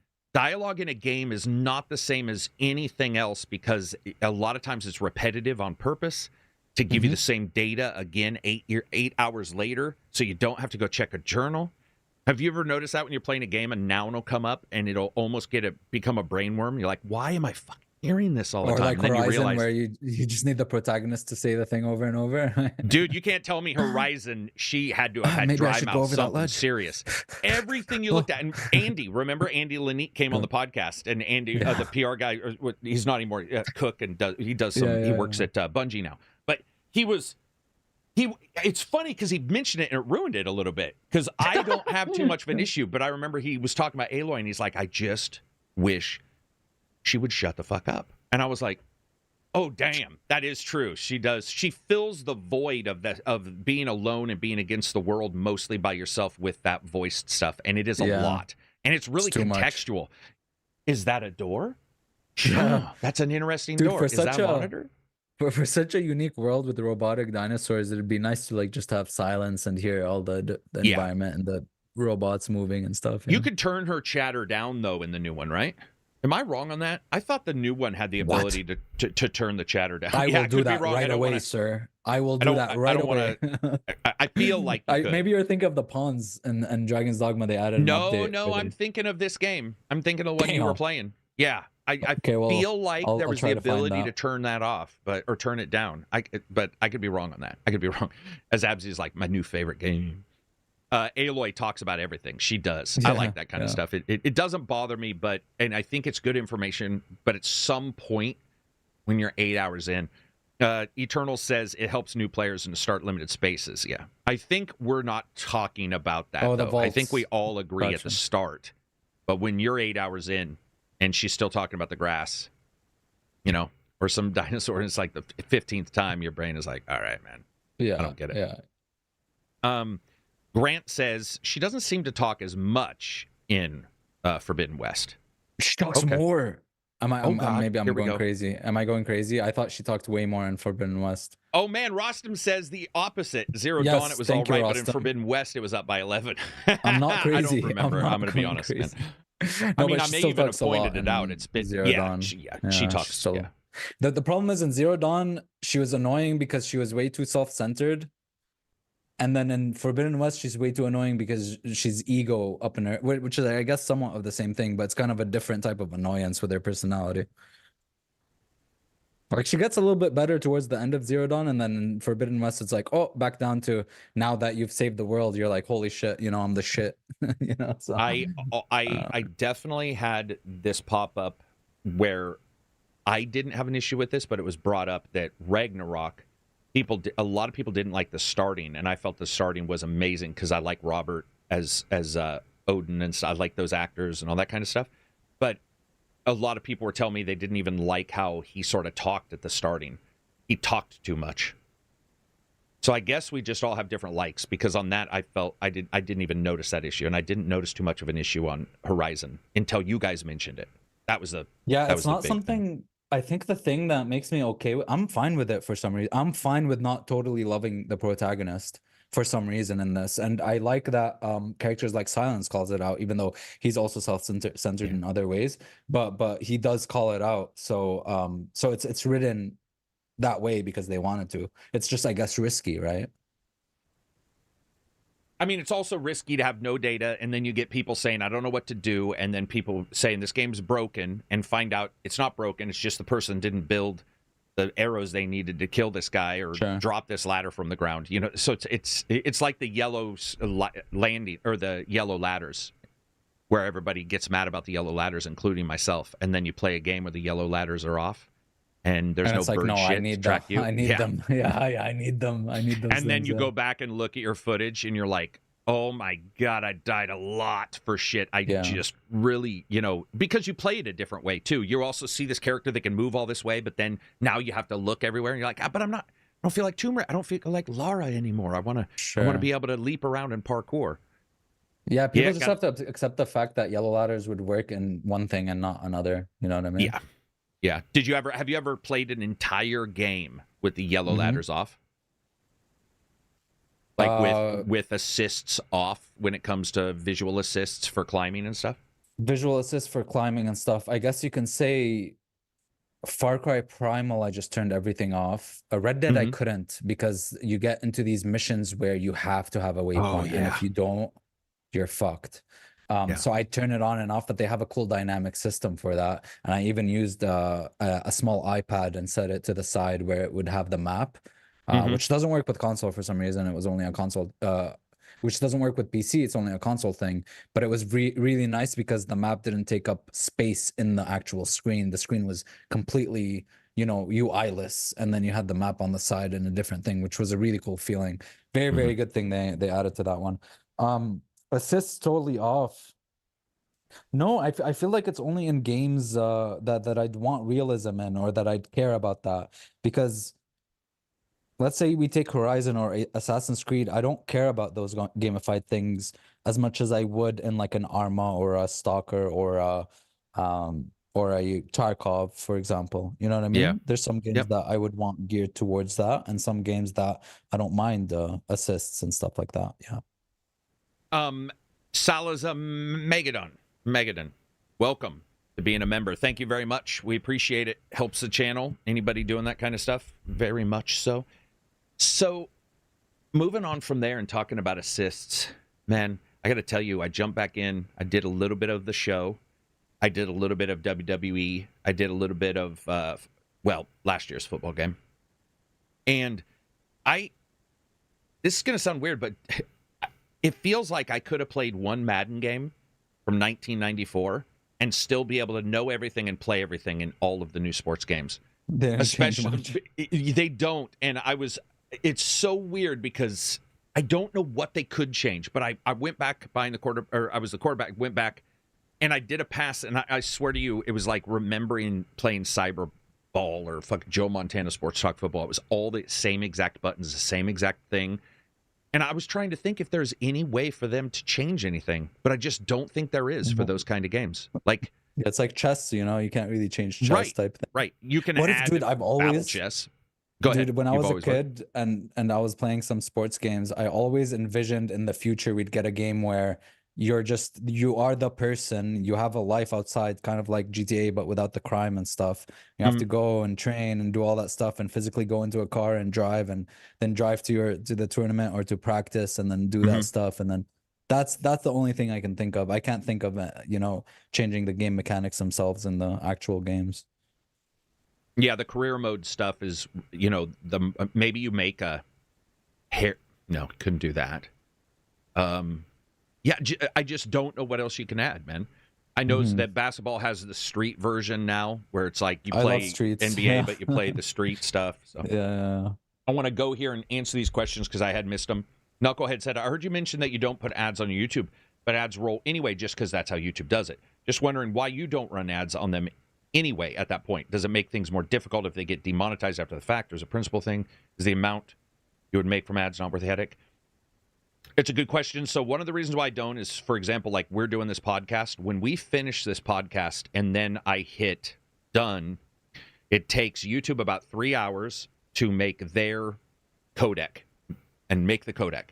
And then also I have to remove the first 5 minutes of the music and all that kind of stuff, which is another edit, which is another 4 hours. To put ads into these, I would have to wait 9 hours for those two things to be done and then put my own ads in. And to do that, you need to go in and look at gaps in discussion where somebody's quiet, put an ad in. After 9 hours, podcast isn't getting a bunch of views anyway. And number two, if you hit auto, which I accidentally did 3 podcasts ago, it added 28 ads to our podcast. So I was like, yeah, I'm done. I'm not even messing with it. So, yeah, and it's also a principal thing because for the most part, I like people, there'll be occasional ad while we're live. People sort of know that. But when it comes to the video, and again, we're looking at switching how we do that. Every channel I know of is actually looking at what's going on with YouTube right now. But there's all kinds of stuff when it comes to it. But honest truth is 10 hours after you post a video, you're not getting a ton of views unless you say something contentious on a podcast, you know? I mean, it's like most podcasts are anywhere from 500,000 and less. And then at that point, there's just so many things going on and everybody's doing the same stuff that you're not really getting a ton of views. And we also post on Wednesdays and Fridays, which are the lowest ad days possible on YouTube. Not on purpose. It's just because it works for me. Jabron the Beast says, while watching Manor Lords review, at the part where you spoke about the workers and how it's families and unassigned families build your buildings, it got me thinking about the traffic system in city skylines. I'm just going to go to the bathroom real quick while you're answering Yeah, no worries. And how there's an obstacle that keeps popping its head up as you grow and progress through the game. Once you touched on the Warhammer comparisons, it got me thinking, how would this game compare to a game like City Skylines? Personally, City Skylines never really grabbed me, but for some reason, this has my attention. Going to Game Pass it anyway, so there's no risk. Love the stuff. Keep it up. And I'm glad you were able to answer that again. Welcome to all the new people in the Discord and the YouTube stuff. That was awesome. I absolutely appreciate it. So I wouldn't compare it too much to City Skylines because City Skylines, if you're ignoring City Skylines 2, if you're not ignoring it, I can say this game runs 25,000 times better than City Skylines 2. So let's ignore City Skylines 2 for a second. If you're talking about the original, there's so much going on in those games and so many other systems where, because of the vehicles and stuff, I can honestly say I understand where you're coming from, but there's sort of an immediacy that occurs in Skyline or in Manor Lords that doesn't appear in Skylines. There's sort of this, I need this thing right now. It would be almost if City Skylines had its disasters on all the time or its car crashes on all the time. It's just a different thought process to them. Even though there's a long period of time that occurs in Manor Lords, when you need something in that game, I've found I usually, even with good planning, need it pretty quickly, or I see something going wrong pretty quickly. And that's also because it's early access. I didn't see a lot of, let's say, metrics lines that you could look at, a graph that was showing maybe your food going down, easier things to track. They just weren't built into the game yet. I can see a little bit of comparison, but I'm just going to say that doesn't pop up in my head instantly for the comparison there. But it's a good, I get where you're coming. I get where you're coming from. Maxwell says, hey guys, love the ACG podcast. Fix when commuting. Thanks for the awesome content. I'm sure this has been asked, but never quite got clear insights. Karak, why not have some sort of scoring to your reviews and why it's a bad idea? I mean, nowadays, everything below an 8 is considered not worth it, which is nonsensical. Well, that's pretty much it. So the thing that pops up for me is this. In my life, I can't remember ever talking to a friend in my life and stating something was a score. So when we talked about movies, we would say, this movie is worth seeing now. This movie is worth waiting until, or going to the matinee. This movie is worth waiting until there's a rental. So far, from what I remember and from what my friends and I talked about prior to me becoming a YouTube person, there was never, ever a discussion of a number. So I never said she's an 8 if I was talking about a person, or he's an 8, or whatever you may choose. I didn't ever say that. This car is a 9. That made no sense to me, because you need to know these idiosyncrasies within a car. So the reason why I never did was because of that, and because when I'm talking to friends, everybody knows this is some disagreement here with some people, but luckily I've seen a lot of reviewers have switched away from the scores and gone towards something like what we're doing here. But when you're able to say this is worth getting at this price, everybody knows that price, even if your amount of money is different. I've heard people try to say, oh, well, $60 is different to everybody. That's actually not the point. $60 is still worth whatever the $60 is on that comparison level, even if to an Australian they pay $100 per game. Then because of a different way in which the money goes up and down for them.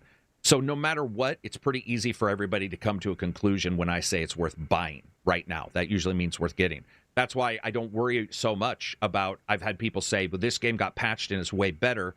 Why don't you do a re-review and say it's worth buying? And to me, the original review that said wait for a sale, if it's improved in the ways that I gave context for, then for you it is a wait for a sale. Or if they drop the price, I don't have to go back and change the review, because the price now meets a wait for a sale price anyway. So that's why I don't talk to anybody about numbers. I can't remember the last. It would feel so weird, because I think most of my friends are nitpickers anyway, that if I said it's a 7, my friend would be like, hold up, what in the fuck does a 7 mean? And if you gave this a 7, what about 3 years ago and you gave that a 7? Why are the two sevens not match up? And you're like, oh my God, okay, that doesn't make sense. So it's just a bigger overall group. Not Sure says, I started playing Mad Max on PC. What's a game that you missed when it first came out that you played years later and really enjoyed? I think we would all agree. We just talked about these. Like, I got into Remnant. Fallout late. You got into Remnant late. Yeah. I got into Remnant late. There were a couple of games where I just missed and then loved. I was like, oh my God, I see why you guys have been talking about this. You know what I mean? Mm-hmm. Prey is a huge one where it became, one of my top 10 of all time. I didn't play it. I actually tried playing it the first time when it came out. And I was like, oh no, this is not hitting. But then after a podcast we did around a year or so later after it came out, I fell in love. Yeah, I gave it a chance and I was like, wow, this is one of the best games I've ever played. What about you? Yeah, I'll give my answer in a second. Somebody just wanted me to remind. I immediately realized I hadn't said. Another thing about stating the rating is because I do buy the games that I review. Yeah, so if I get a code, I always either end up getting a gift card or buy the game digitally and give it away, something like that. So to me, the money matters even more, and the buy rating matters differently than a score. I do not like the idea of getting games for free. That feels really weird to me. Great Ape. Oh, and games for me that I surprised. No, Fallout 3, man. I skipped out on Fallout 3 for at least probably a year, and I tried a bunch of times, and then finally got it right. It was one of my favorite games. Just such a good time, man. Such a enjoyable. It's like weird game. Yeah, when someone says like getting lost in a world in games, I immediately think of Fallout 3. It's just such a game to get lost in the world. Just made it hard on me because I feel like it didn't let me get lost because I was in the vault for too long at the starting. Okay. So when I went outside, I was already like, nah. And then I followed the quest, and it took me somewhere else. And I'm like, when am I gonna get to explore this explorable world? You are gonna have a free world in your free world game, right? You are gonna have an open world. And so what happened was somebody had told me to just go left and ignore the quest. And once I did that, I was good to go. Yeah, but it did take a while. 7 Days to Die, leaving early access this June after 10 plus years. Great, Grade 8 51 in our Discord says, man, early Sorry, access. what? Buddy. 51 mean? Years? Grade 8 51 stated 7 Days to Die is leaving early access after 10 years. Oh, 7 Days to Die is leaving. I didn't think it was still in early access, dude. I legit didn't that come out the same it was like around the DayZ it came era. out on a console. Dude. 2013, right? I hate that shit. What the fuck? Long time. Are they doing like do those games change that have been for that long? Do they change at 1.0? Like do they do like the biggest update yet? Yeah, I don't know. I don't know. Whole new... They say the road to 1.0 and that they've got some stuff added to it. So, I mean, I've heard Nor. See, I can't. Nor has a really odd take on games. And you know how you were saying, like last week. Oh, no, we were in our Discord. And somebody was explaining Penty was saying he sometimes, when he was younger, would be purposely contradictory. And there's times when sometimes. Penty, yeah, Penty, sometimes talking, and Nor likes this game a lot, but sometimes when I talk to Nor, I get like he's got a more of a let's help the little guy kind of thing. Yeah, of course. Then like big corpo and stuff. Right. Well, yeah, that's true. I could have just said it that way. I forgot. He does not like any. Yeah, he's not a corpo in Cyberpunk. Yeah, that is true. I forgot. No, he's definitely I'm a corpo. not a corpo. I'm a big corpo. Are you a corpo? I'm a corpo. So. Some people like it and say there's a bunch in it. I just know that the multiple times I've experienced it, it has been not for me. Eternal says Fortnite was technically in early access for ages too. Yeah, it's true. Fortnite was technically. Oh yeah. Even fuck man, is Rainbow Six Siege is the ranked one I have still no clue. Beta? That's a weird conversation because I just asked that yesterday in chat, and I don't know if I got an answer off that. If that's like, is that? I don't think live services have a final anymore. I mean, it's in the best state it's ever been with right now, but I don't know. I don't know the status on that stuff. Yeah, it's always hard to know exactly what I mean, dude. You look at this kind of stuff and you start to see a game coming out of early access after this many years. I think a lot of it is just much ado about nothing, and it could also be that they're seeing sales go down to a point to where they know a PR bump for 1.0 would help them right before they move to another game. And I think that's valid. You shouldn't have stayed in early access that long. That's ridiculous. Like, come on. Yeah. That's why I'm very happy like this year, and I think the end of last year, but this year mostly, these couple of months actually, where things like that vampire game and the Sons of the Forest, all those just were in early access a year or 2 or 3 even maybe, but they've come out relatively fast, and I'm glad. Vampire game. Yeah, V Rising. I think when does it come out of 1.0? V Rising. Oh, that game. Sorry, I get. Yeah, very soon, and I'm very excited because I did launch that game a while ago and played for like 5 hours, and I'm like, okay, I'm just gonna wait, and now it's paying off.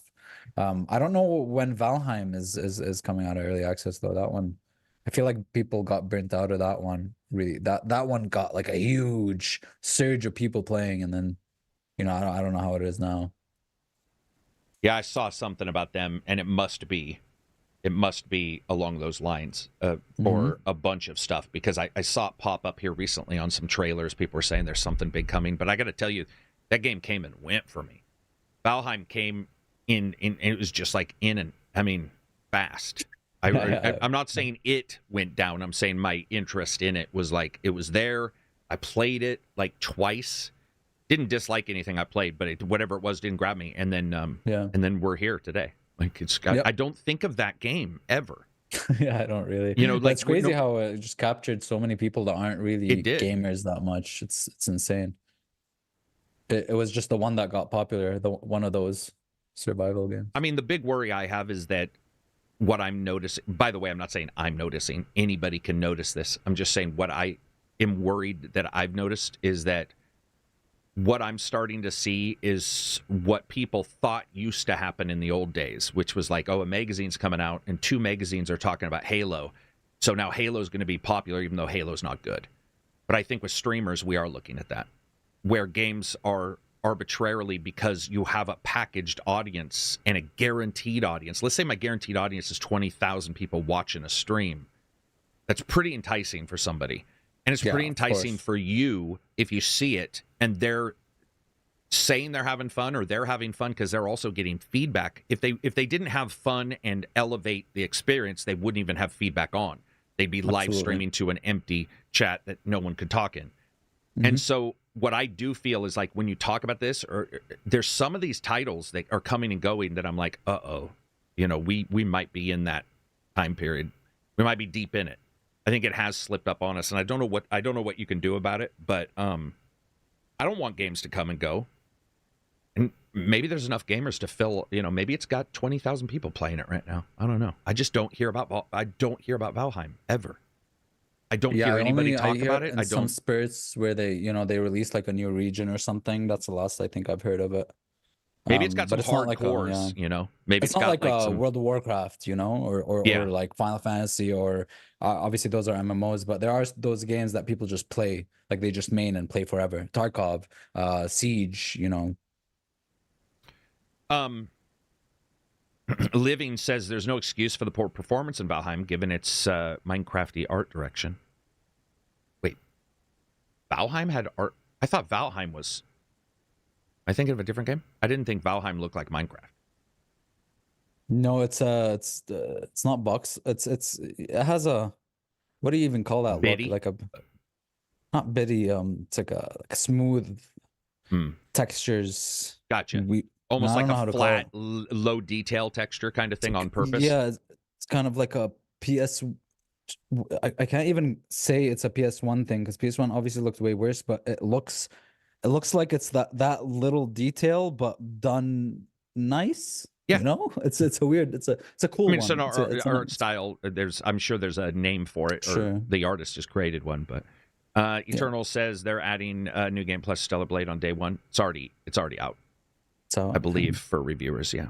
And then Salzmageddon says early access is frustrating. It gets tiring to be excited for a new announcement only to see the dreaded early access. Yeah, I would hear you on that. But let's talk about good stuff. That's enough bitching. Okay, I don't have any good stuff. Let's go back to bitching. Oh, shit. Okay. Just joking. Okay. It's actually been, dude, it's been weird, but I've been in chat for so long doing stuff there. A bunch of us started like doing a board game and stuff like that. And now this entire week passed, and I didn't realize how fast it had passed. It was just like Wednesday all of a sudden. This week I've missed news. I've missed everything. It's been hard to even keep up this week. And it wasn't really a super busy week. I just mean like I'm sort of behind on even anything that matters or anything that's even been talked about. Like No Rest for the Wicked, I think, is the last big thing I heard about even this week, right? I mean, isn't that... Are they improving it or something? Or are people still having issues crashing? No, I mean, they've got their ideas on how to improve it. They patched it to twice. I think the big patch just hit or is hitting soon to improve performance. I think, man.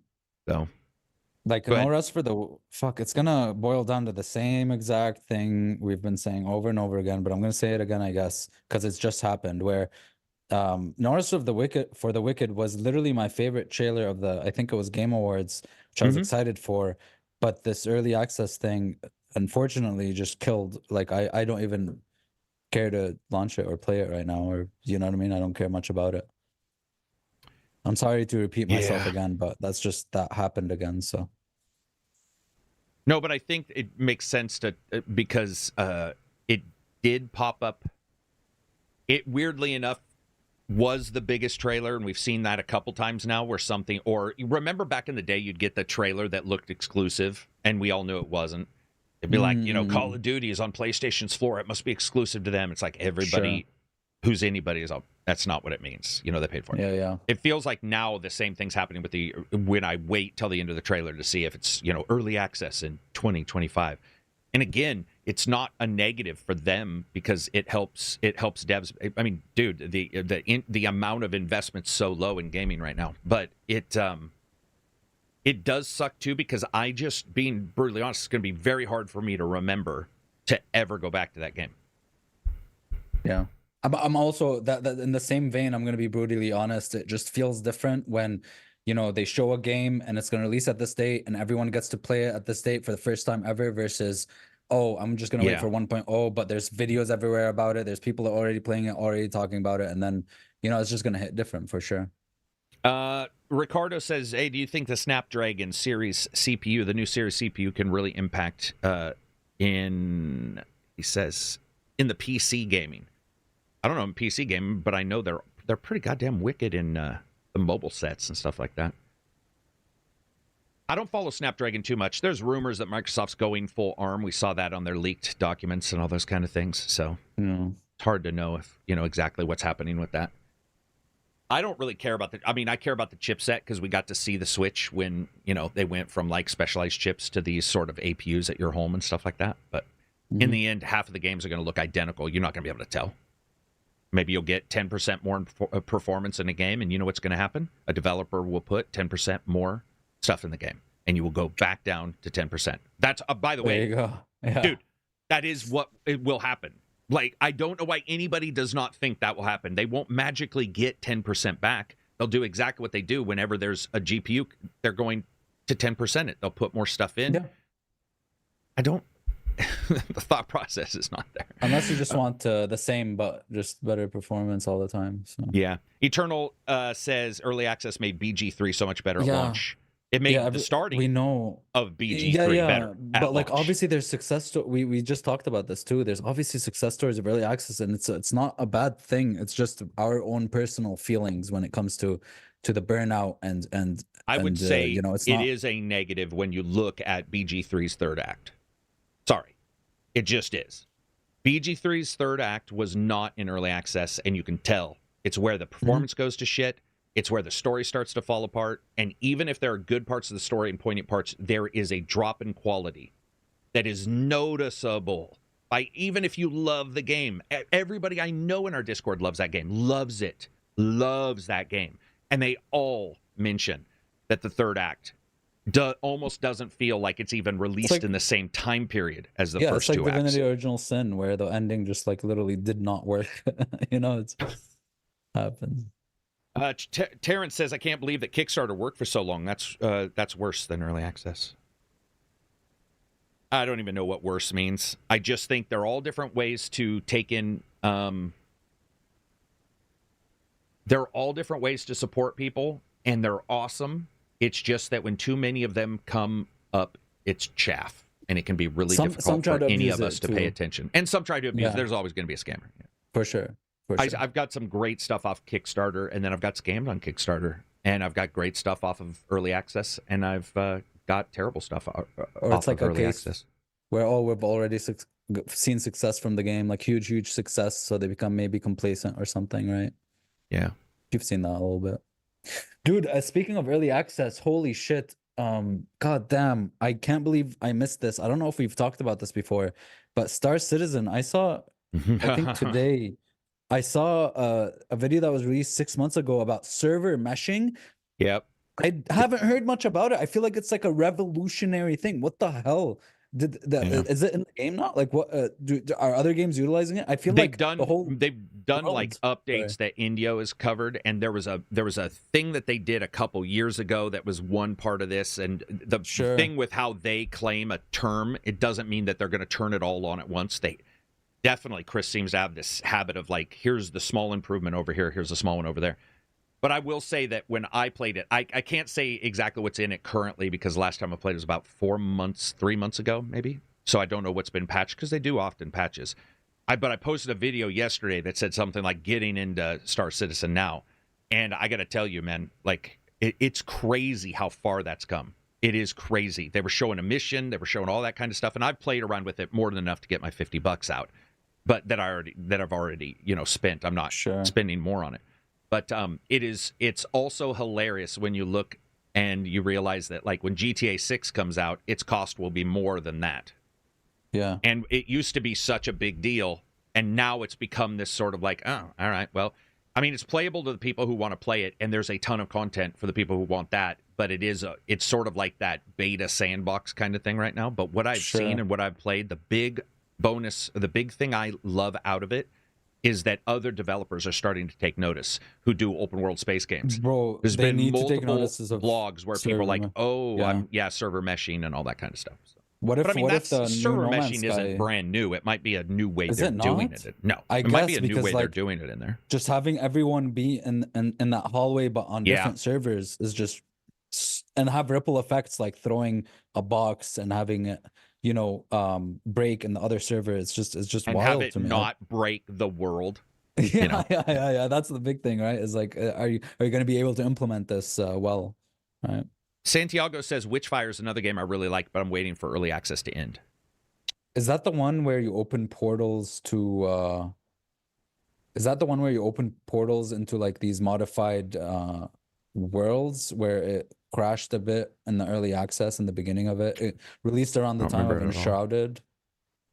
No, or is that not Witchfire? Enshrouded would have in Pal World, because those released right. Yeah, near, Pal over the top World, of Enshrouded, and there was a third one. Was that Witchfire? It was like a 1800s looking Victorian era. You had an umbrella that you could glide on. No, you're talking about Nightingale, man. Nightingale. Okay, sorry. Yeah. Never mind. Dude, you were talking about the game that we all were really excited for having, and it just ended up falling apart. Yeah.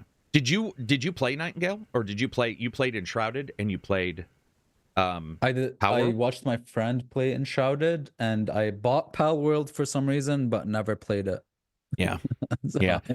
I think you'd like Pal World, dude. You just, if you know that if you know that it's janky, and you know that it's about, putting people, humans in servitude and stuff like that, and you're cool with that, I think you'd like it. I think Pal World sort of speaks to you in a weird, because it lets you do some crazy stuff. It's janky, but it's sort of fun, and then it's got that team building thing where you get the different pals and they have their own, their own abilities and their own powers. I think you'd like it. I think I don't know if you would think it was worth early access, because it is straight up early access. Yeah, you're not gonna sit there and go, "What is this?" What is this game? It's perfect AAA. It is not that.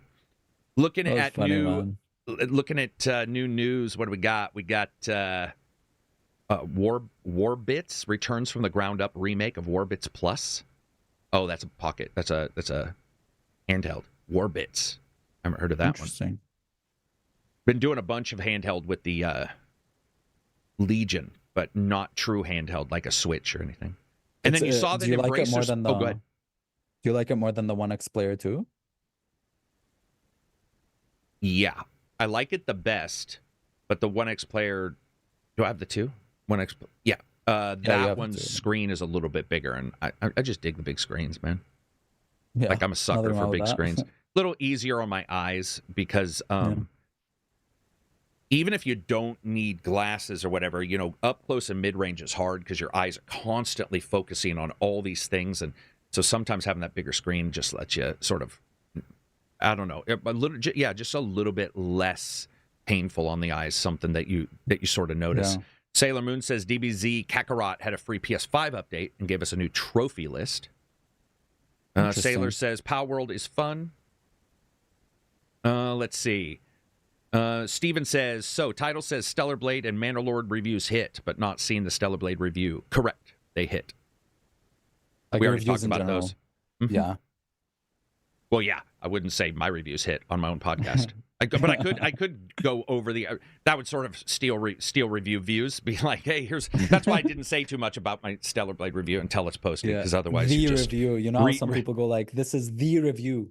Instead of my review. I did that a couple times when I started the channel. Yeah, I said this is ages ago, but let's say Dead Island 1, the review, the official review or whatever. Because you're starting out, you don't know what to name it. And I remember posting it, and I don't even know if anybody said anything, but even I was like, all right, that's the review. It's like a little bit too much. At that point, that seems a little rough. You're like Aloy. Yeah. The Fallout 4 update. This is Stefan Southwick. What's up, bud? He says the Fallout 4 update doesn't look like it's adding anything you can't already do with mods. Yeah, that's probably true. I mean, a bunch of it. On the other hand, fixes and all that. Well, yeah, but a lot of the systems, from what I understand, either don't have mods, don't run mods. Yeah. So, or there's new people that like the show and want to get into the game, and they don't have prowess. They can't do mods. I watched somebody who sort of knows what they're doing in our Discord try to do mods, and I was like, oh, mods are not as easy as they seem from the outside. And it was pretty rough. It was pretty rough. It was, hopefully they're not still in chat, but it was pretty rough. I was just watching them, and they tried to get a game going with mods, and it was like after the 20th crash of their system, this is console, by the way, I was like, all right, you want me to get you a list, to see what ones work? Or thankfully, Wobbajack exists now, but when it comes to it, it's like installing one mod. If you read instructions, it's very simple. But then when you have multiple, it's like, okay, you got to make sure this doesn't conflict with this. It's right load order. So I'm very glad things like mod lists and Wobbajacks exist, I think what occurs as well is that what I see with people with mods is instead of doing, I think, the very regimented, I am installing 1, does it boot? 2, does it boot? 3, here's their attempt. I'm going to do 20, does it boot? Yeah. But then, because too lazy. But listen to this: they don't take 1 off; they take 5 off, and it still doesn't boot. Then they take another 5, and then if that works, that means they have to test another 10 again. They have they have that like little. Can you imagine if you were bug testing, if you just scatterbrained never went like mechanically, and we're just like it's like one of the sorting algorithm where it goes up and down. You know what I mean? Yeah. It was so rough. It was rough, man, and they. I was just sitting there watching it, and they were trying to get it to run, and finally, I mean, it was probably, I don't know, 30 or 40 minutes. I was like, do you want to play? Because if you want to play, we can get you in there, and we can get you playing. It's like, but I was worried because I always get worried somebody's going to be pushed off of that thing. Because it doesn't take much for somebody to get burned and then be like, well, I'm not going to play with them at all, which, by the way, is fine if they make that choice. But I'm just saying. Oh, that's happened to me. If they're having the technical issues. It's had. You mean you've just said screw it? Yeah, where sometimes, I love modding games. I love modding Bethesda games mostly. And I just go in and I'm modding and I get to like 200, 300 mods. Everything's going well, 500, 600, 1,000, 2,000. And then something breaks and I'm like, okay, I really can't be asked. And then I just download like sometimes back then there were Wobbajacks and stuff. So you'd get like a whole package and they guide you through every single thing. And I'm like, okay, I'm just going to do that now. Or, sometimes that happens. That's why I hate opening up one of those old ones, and it's got like a 77-line notepad plus that you open up in Windows. A week long. Yeah, it's like 1, 2, 3, 4, and you go to 5, and it's like put an asterisk before this, then move it to your C+ drive for the load your C order. drive. Sorry. For your just like oh man. Yeah. There was I forgot what game. I think Cyberpunk. You couldn't modify the load order. The way you had to do it was rename the files because the load order was alphabetical. So if you want something at the end, you go Z Z Z Z. Yeah. If you want something in the beginning, you put like asterisk or whatever. It looks like Eternal is saying leaked gameplay shows a new mech coming to Helldivers 2, tankier than the current ones, and has dual autocannons. Why are they? Do they leak awesome. A lot of stuff? Those guys.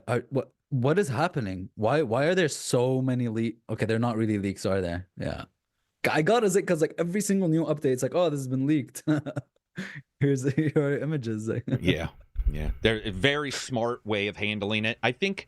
Sure. There's an incredible amount, like other companies obviously are watching Helldivers, but there's an incredible amount to learn from how they're doing things, even if you want to learn the opposite, if you don't want to do.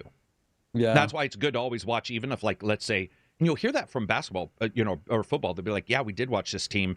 We want to pretend we're better, but it's like, you can bet we were watching game footage. I mean, that only makes sense. You're going to watch, you want to see what they do, even if you do the opposite. And I think that's one cool thing about looking at Helldivers is there's so many things companies can learn about how to handle issues, which they've had, issues that pissed me off to no end. I mean, I was legitimately angry. I was like, I get that you're supposedly a small company, even though, we know, but you look at it and you see all this kind of stuff, and then they get it up and running. They handle the PR for the issues.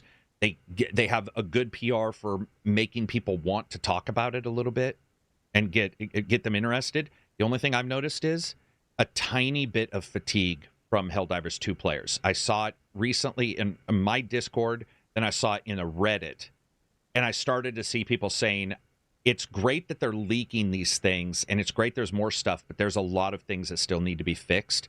It would be really great if the next leak was a joke about a pause in the game or something where the people could go and repair equipment, but what it really was like them going in, taking the game down, maybe doing some patches to things, because there's I guess overarching stuff, but I'm just not quite sure what it is because I don't follow the game super closely. I know you played it. You played it a ton with Dev Guy and then your friends.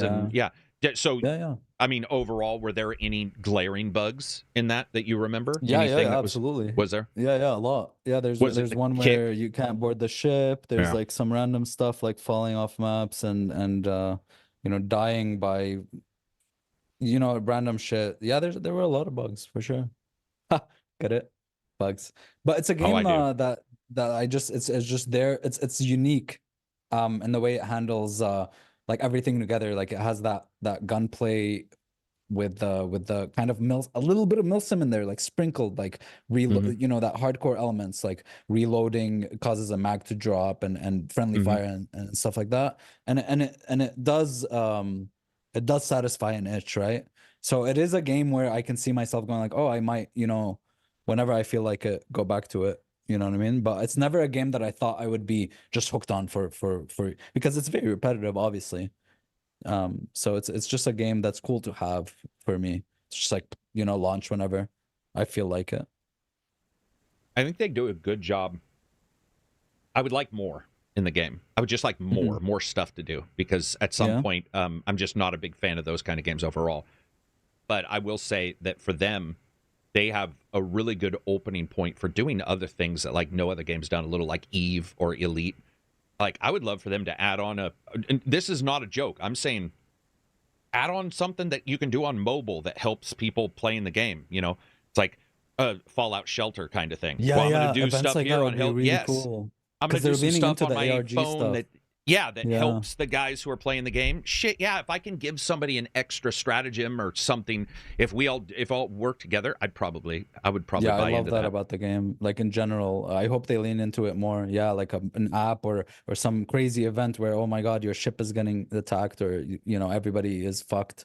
Log into the game now. You have to log in, and people on PC can anti-hack the hack of the automatons or the robots or whatever. I mean, just little stuff. It's like, might as well. Yeah, like interaction between PC and console, where PC might fix a problem. Yeah, that's so cool. That would be really cool. Very, very cool to me. I think that would be awesome. Yeah. Also, well, no, that's too far. I just almost went super deep into the weeds there. But yeah, it would be great. There was another one. Any news about the new Splinter Cell? So that's it. It's fascinating because I just saw a leak / rumor / possible lie / possibly real that stated something along the lines of the new Splinter Cell will be using ray tracing to track people's eyeballs and if an enemy can see you. What? And yeah, so you know how we talked about audio uses ray tracing a lot to figure out where audio is going. So I'm assuming they've found, if this is true, they found out that somehow it's most likely, this is going to sound weird, but bear with me. It would be really weird to use ray tracing unless they're not drawing it, because you're still doing the calculations.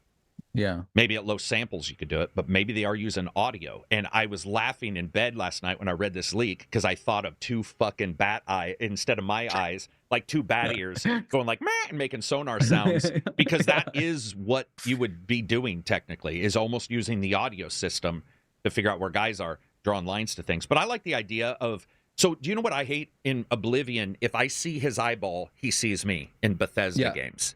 Yes. So if he can see my shoulder, I'm okay with that, but I sort of want to know if he can see my shoulder. So if they clean up enemy detection and it's a game about stealth, I'm all for that, whatever they use. Yeah, especially in third person, it would be easier to tell. Have you ever done that game, dude, where you hang your ass outside of a friggin' wall and you can't, it almost bothers me they can't see my ass.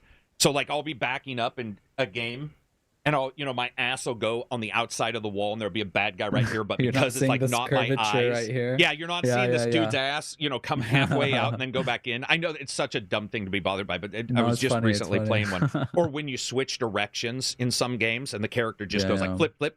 Or if they do the full thing, half of your body goes out, but the character's It's like just rolling like, between cover, but they're blind to it. Right? But they're blind to it. Yeah, you're all, dude, yeah. seriously? This is 350-pound trash can just did a barrel roll right past you.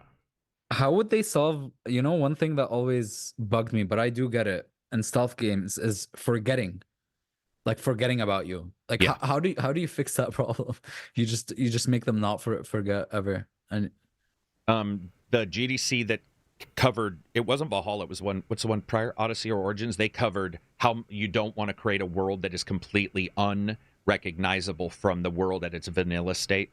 So if you were to go into a place and fuck around with everybody in the towers, so everybody knew there was a bad guy and left, and they stayed in that, it would be almost impossible to test. It would become this mess, and so a lot of times they have that return state kind of thing. They're definitely looking at it. I would love it if they I don't know. Do you want true stealth? You do, and I do. I think true stealth is where if they see me, they put their damn helmet on, and they're not taking it off for their entire 8-hour shift. So if I sleep, it'll be gone. Someone.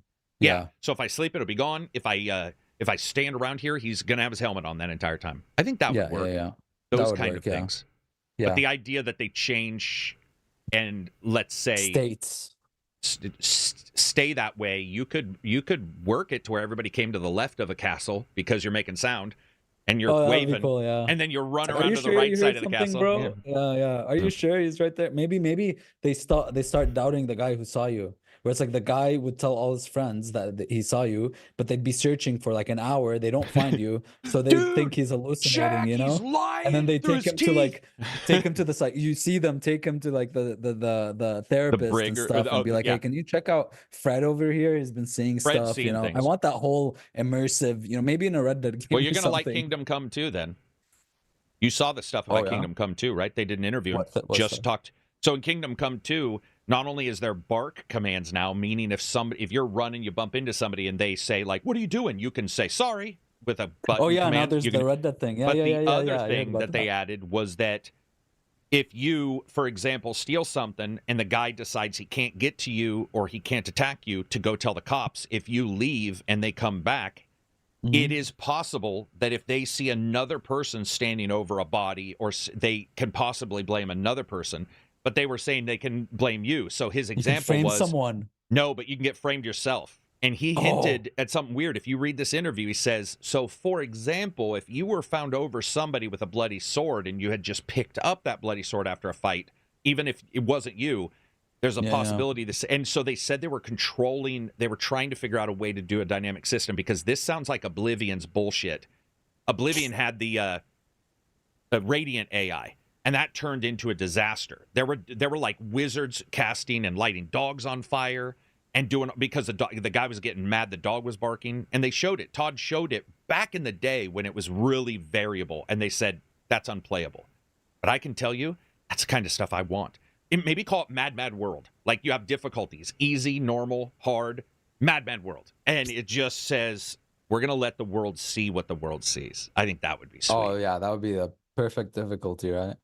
Yeah, guys, no, they did say this. It's in there was an interview that came out, I think, yesterday, where they stated, That's very cool. It was an interview yesterday that I read it, where they talked about that. They talked about the world being larger. It's 2 maps, right? Each larger than the original game, a piece. 2? And then, but they're not connected. There is they're still using CryEngine. That's what some of the conversation was around. Baby. I think that's it's gonna be spicy. Well, that's actually he even stated. It's not gonna run at 60 FPS on console. I'll tell you. Yeah, he said like, I get it. Almost every dev is probably bitching about their own console or their own engine and the problems they would like fixed, and we have those. But we know CryEngine and the turnaround time from 1 and getting 2 out is much shorter if we don't have to. All very sensible things. But the two map thing, I was like, that does sound like CryEngine. That sounds. But can you grow a tree? No, Fable's never happening. Let's see. They're not taking the game down anytime soon. I don't know what you guys are talking about on that. I remember they just make it so that you are permanently in red alert. Oh, in games with stealth. Light and shadow in stealth needs to make a comeback. Generally getting really tired of hiding in tall grass. God, I agree with that. Yeah, oh my god, tall grass is being very overdone. And take away the completely passive agree. shit. Oh my god, yeah. What passive shit? I do not like passive stealth, man. Passive stealth is borked. When I go into, I want to choose when I go into the plants that I don't go into stealth. I want to choose to stand up or choose to go into stealth wherever I want. Oh, passive anything. Don't do passive cover. Yeah. All that stuff. Because it's such passive covers. Yeah, that's the other one, right? Oh, you come up to a wall. You go up to a wall and you're just, it's like you're magnetically, you're like, bonk, stuck to the wall. You're like, I didn't want to be stuck to the wall. Yeah. This is Steven. He says, imagine what Obsidian could do with a new Alpha Protocol game. They would that would excite me more than Perfect Steven. Oh, Steven, don't remind me. I mean, I'm not going to argue. I want to, Alpha Protocol 2 would be great, but I don't know if their chops are shooting. We haven't seen their chops. You know, Outer Worlds was enjoyable, but its shooting chops wasn't great, and neither was Alpha Protocols. I don't know. But the social engineering stuff, man, I haven't seen that in many games other than maybe LA Noire, you know. Cyberpunk. So Cyberpunk had something that reminded me of Alpha Protocol, weirdly enough. You can kill a character, and then they're sort of replaced by somebody else. I guess it's not exactly overarching with Cyberpunk. I think it just reminded me because you can do one big change in that game in Cyberpunk. Yeah. So it is just one big one. Alpha had one. Yeah, but usually in games, like, it's like, oh, you can be a dick to that person will not like it. But in Alpha Protocol, it's like, well, maybe that guy will like you being a dick. It just depends on the guy's personality. Right. Yeah, because you definitely had to figure out pretty much by doing, I think. I don't remember in Alpha Protocol them giving you any kind of, Karak agrees, Karak will remember this. Instead, you just answer the question, and then you read the thing, and you're like, okay, so that's a no-go. You know, that's not working for this person. Yeah, it was enjoyable, but holy shit, it's gameplay. Yeah. The crosshair, remember the crosshair? It was like a big ass fucking thing in the middle because of your RPG stat affected your actual crosshair size and how man, people were so confused. Even we were, you know, you're told about it, but you're still playing it going like, I don't know if this is the best. God, I don't know if this is the best idea. Though. Yeah. Alpha Protocol, I mean, it was rough though. It's a one of a kind. Rough. Yeah, it was rough. Yeah, it was very rough, but it was good, but it was rough. I made my, you know, typical like Delta Force looking dude, and I remember just going through that level, and there were all kinds of weird little skills in it that you could do. There was the Obsidian jank, but there was just pretty good writing for a shooter. I felt that the writing was good. The story was really enjoyable in that game. Yeah, that's one of the things I noticed. The dialogue writing was really, really good too. Almanamaru. I'm sorry. I'm pronouncing that one wrong. He says Avowed would be a good gauge of Obsidian is and where it is nowadays. Yeah. Yep. I think Avowed looks almost identical to Outer Worlds in the sword. I did that video side to side for one of our Discord folks to show them that if you look at Outer Worlds and you look at Avowed, weirdly enough, there's a lot of like in the attacking section, which is what they said they were trying to fix. So I'm going to give them benefit of the doubt. I don't think I think they know that people, I get anxious when I hear Avowed because Pillars is like a huge thing for me. So I really hope they get this right. Yeah. Yeah, and man, and I don't know what public interpretation is anymore, and if it matters. So when I was younger, public interpretation didn't mean anything, and it didn't affect anything because it wasn't so instant. Now, one bad thing can explode across the internet at light speed, and suddenly 1,000 people aren't getting your game because this thing has been done or this bug appears. So I don't know how it's going to happen. I think that Obsidian is viewed positively most of the time, but then you always hear the age-old thing that I heard even back then, man. It's like, oh, they're a little too close with Microsoft. It's like, well, now Bethesda's owned by them, and so is Obsidian. So it's like, but that bothered you before. And you'll see that thing where, oh, you're working for Microsoft. Why aren't all the games perfect without bugs? They have the money. It's like all these companies have had the money. It's obvious that that's not going to happen. You know, that went away 25 years ago, 30 years ago. Yeah. I never played Pillars, so I have Avowed. Oh, so I hope Avowed can stand on its own. That's a good thought. Yeah, I think it would. Doom says Avowed looks okay, nothing exciting though. Yeah, I would say what I've seen doesn't look exciting. The stuff they talked about looks. I need to like. Yeah, that's a good way. Like for me, it's like nothing I've seen is like, oh my god, whoa, this game is gonna be.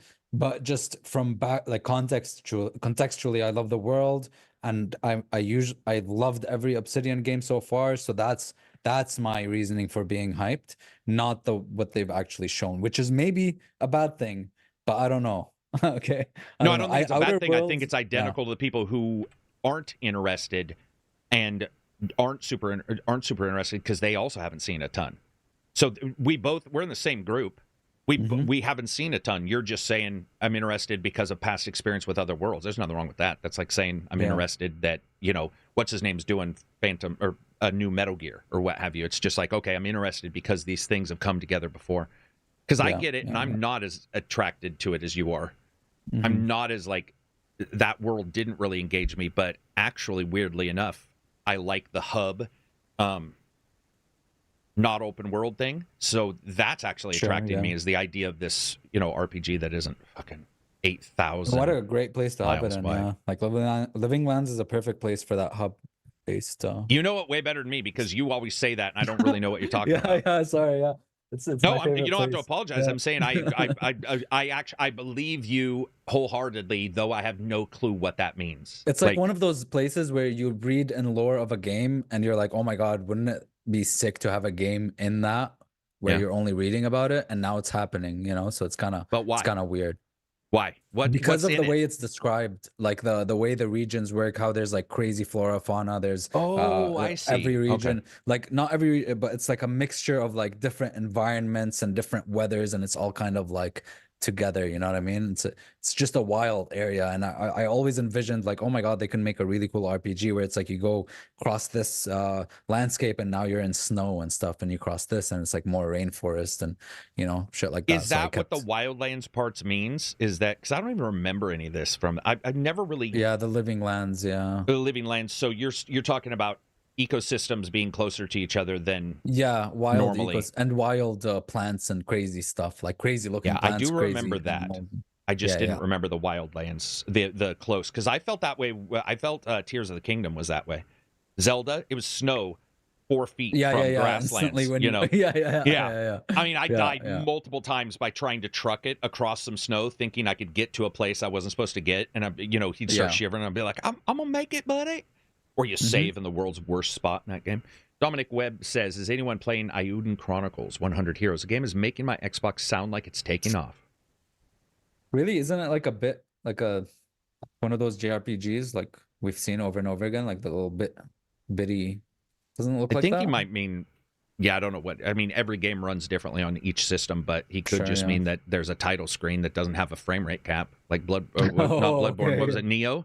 Good point. Neo was causing PS4s. Yeah, man. The title screen, I believe, or the character screen didn't have a frame rate cap, and it was hitting like 240 frames per second. You could just hear it going. Damn. That's why you cap your game at least above what you think is going to be. You don't have to cap. You could cap it in the engine. I'm just saying, having it uncapped and you're showing some text, that thing's going to max out. You know. Doesn't take a lot. Yeah, that's why I cap it like 20 FPS over my refresh rate or whatever. Oh, I thought you meant 20 FPS. I was like, we need to talk. 20 hertz. You're like, the human eye can only see 20 hertz. I'm like, oh no. That's how I've been playing all my games, dude. What are you sitting at? 120 or 144 for your monitor? Do you usually... My monitor is at my monitor goes up to 160, but I just put it at 144. I might as well do it 120. Like I don't see that much of a difference between 120 and 144.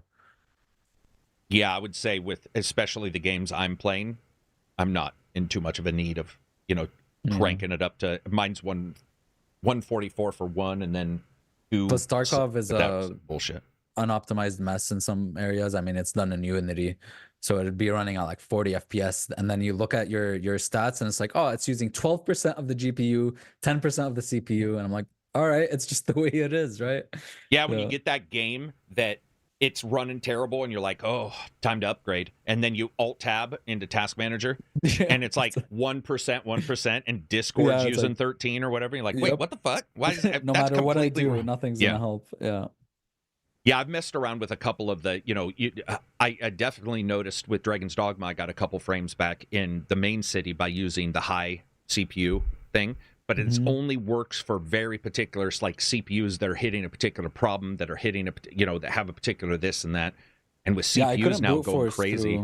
Yeah. Dogma in the towns, and it's not using much CPU. I mean, my CPU runs hotter in like Avatar than that one. Right. So it's weird. It's a weird one. I don't know if you saw, but there's rumors AMD's going to have 3 CPU types on their new card. The next one, I think 2026 or something. And then there's rumors Intel's going away with hyperthreading, and they've got efficiency cores and performance cores. And it's like crazy how it used to be speed. That was it. Then it was multi-core or threading. Then it was multi-core threading, and now we're going back to the possibility of being like it's just pure hardware on there, and maybe an AI hypervisor as well. The E-core or P-core things seems trouble inducing on its own, having different cores, and it's a little bit of a lie. A little bit. I mean, you know what I mean? Like when you say you have 14 cores, you think 14 cores, and they're like, you got 14 cores, 4 of them are performance, 10 or, it's not that bad. But you know what I mean? Sometimes it can be a little bit like, well, why don't you just, I don't know. It seems sort of odd in how they do it, but I don't make CPUs. How the fuck would I know? I'm excited for the new stuff we're seeing. I mean, there's definitely some crazy enhancements coming, AI hypervisors and shit that's coming. All that kind of stuff, using AI to figure out machine learning, to figure out like where things need to go to get the most performance, and so you don't turn on your system and see it at 10%, but instead see it at where it should be if you're getting low FPS.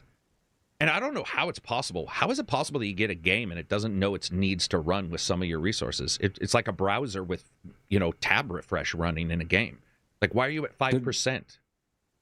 It's just I have odd. no idea, man. I don't know what goes in. I don't even begin to even explain that, but like you'd see, maybe it's the different variations of, even the OS, like Windows 11 starts, you start seeing problems with that type of stuff. Like I think my friend was still on Windows 10, and I'm on Windows 11, but I have a better CPU, and to install Tale of Two Wastelands, it requires a lot of CPU power. Right. Mine was using 100%, but the temp wasn't that high, but it said 100%, but it took like 4 hours to install versus his, which took like 30 minutes. So it's so weird, no man. shit. That is odd. I've never even heard of that before. That sounds like a Fit Girl repack. As it's filling your PC with malware. I'm just joking. Yeah, I haven't had that kind of issue. The only issue I've ever seen that really popped up is switching Windows. You always lose something. Like Windows 11, you lose the audio stuff. You have to patch it. Use the start menu. They always change. It's always weird when a company does they get to that next Windows or next OS for Mac and they change everything. You're like, dude, what are you doing? The start's always, but what the fuck? Or just say, I know it sounds weird, choose the corner you want it in. But instead, they're all, nope, everybody's going here. Yeah, so for example, Windows 7, people loved it. People were all in agreement that they liked it. Why didn't they just keep the layout? Like, okay, update, make better changes, but why change the layout? Why add annoying things? Windows 8 was a disaster. Oh my god, when Windows 8 came out. I lived through Windows Millennium. So trust me. Me too. Windows 8 was a glorious, or Windows Vista. Oh, yeah. Buddy, Will man. says, my first time catching you live, discovered you guys on Spotify. Oh wow, discovered us on Spotify? That's cool. Oh sure. Well, welcome. Hey, what's up, man? Yeah, that is awesome when somebody will bring up a bad Windows version, and I'm like, dude, I was doing Windows 98 SE and hacking it to make it use the extra RAM because it was RAM bound, and there was like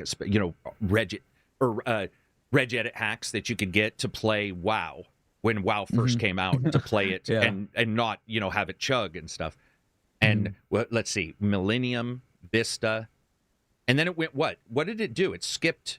It was just Windows 1, 2. Those were early. It went 7, 8. What was after there was Vista? No 9. Was 7? Yeah, 7 was after Vista.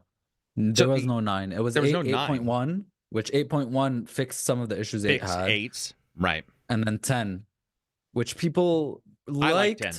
I'm fine with 10. I mean, Okay. it changed some menu stuff, but I'm fine. And then now I think Windows 10's pretty 11, good. they fucked up the audio. That's the biggest thing for me is the volume mixer. It's like, why? Bro, they change it and it's still there. That's the craziest thing with 11. Like, why do I have to open four steps? You have to get open 4 steps to get back to what you got to originally, and you're like, and one button. It's already. Yeah, I don't know. They want it to be that slick thing, but it never works. Sir Ralph says, I built my first new PC, but scared to screw up files, mods, transfer. Any advice? I built my first new PC, but scared to screw up files, mods, transfer. Any advice? I could just plug in my SSD, but I don't want to carry over any Alienware bloatware. Are you talking about your first of all, before anybody begins, are you talking about your OS that you built you want to grab your old OS drive and plug it into your new motherboard and stuff? It is possible to do that. It is, especially if you're not going from AMD to Intel, but you probably should have done that first because there's some steps you want to take.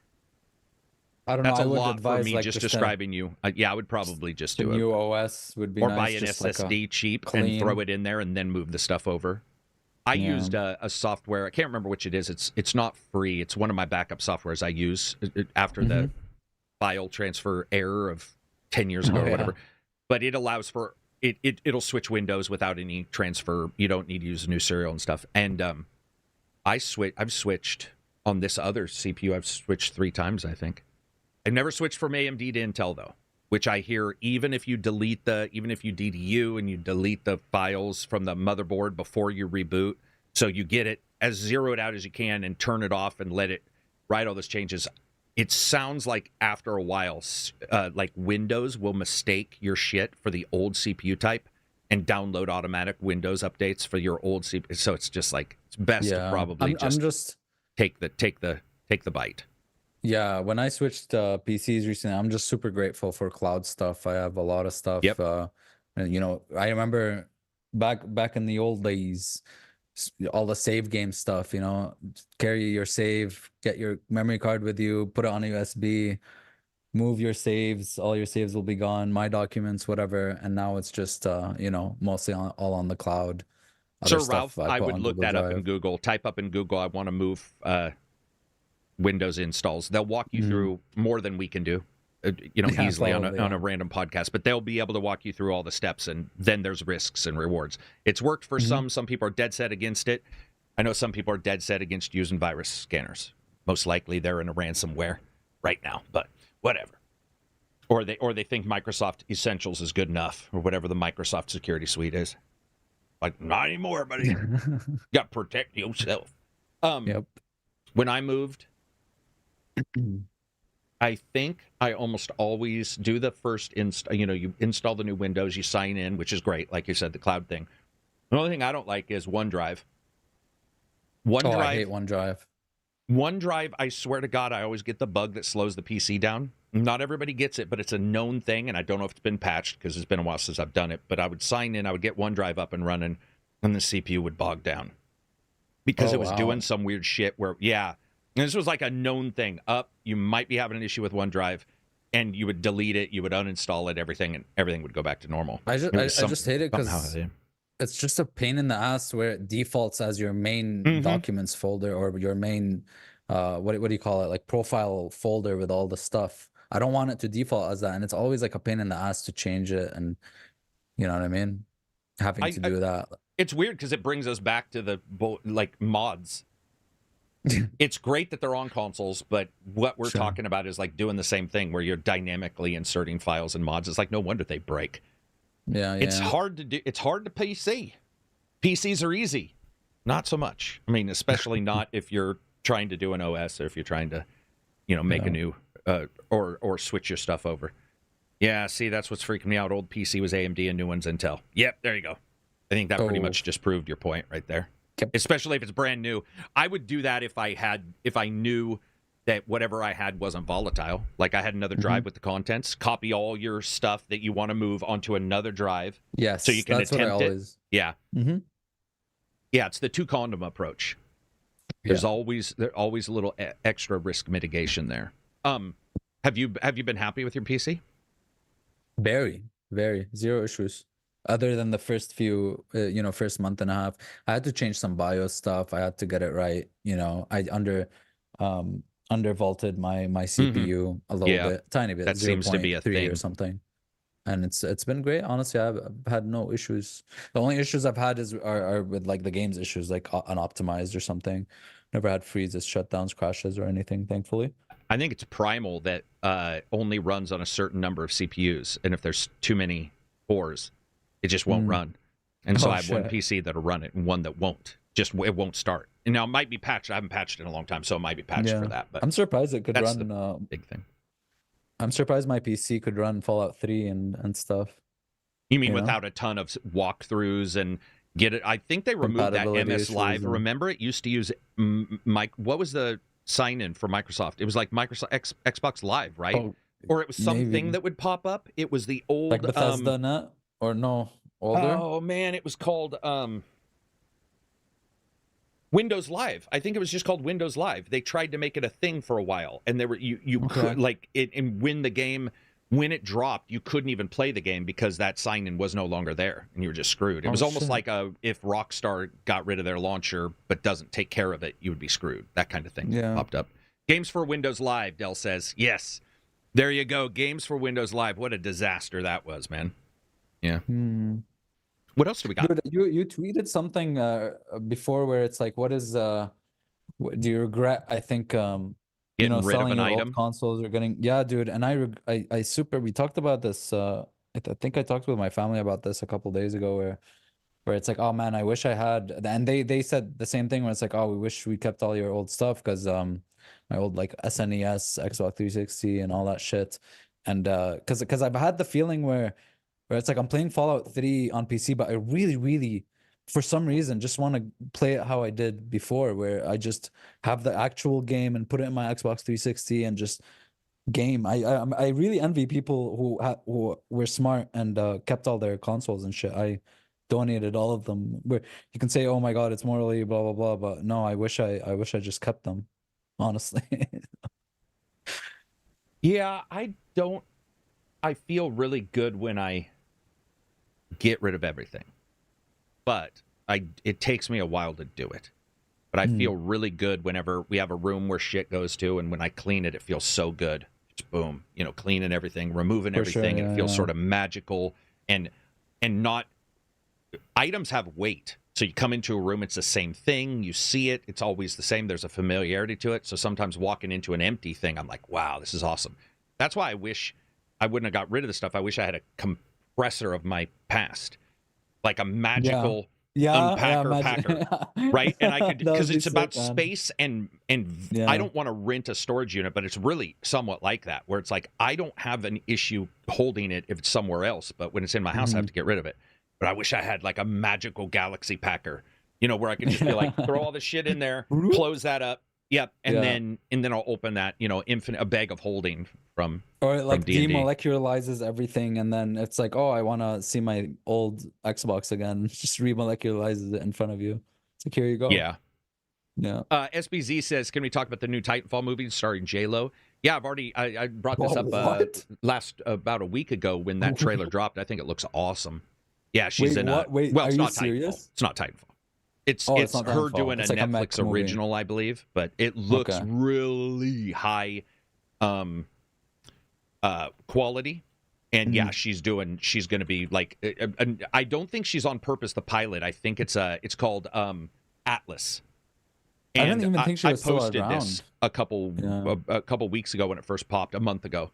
But it looks good. But it looks like she's accidentally the pilot. Does that make sense? It doesn't look like she's the pilot because she doesn't know how to use the systems. I think it's like sort of like she trying to escape or something. But yeah, right.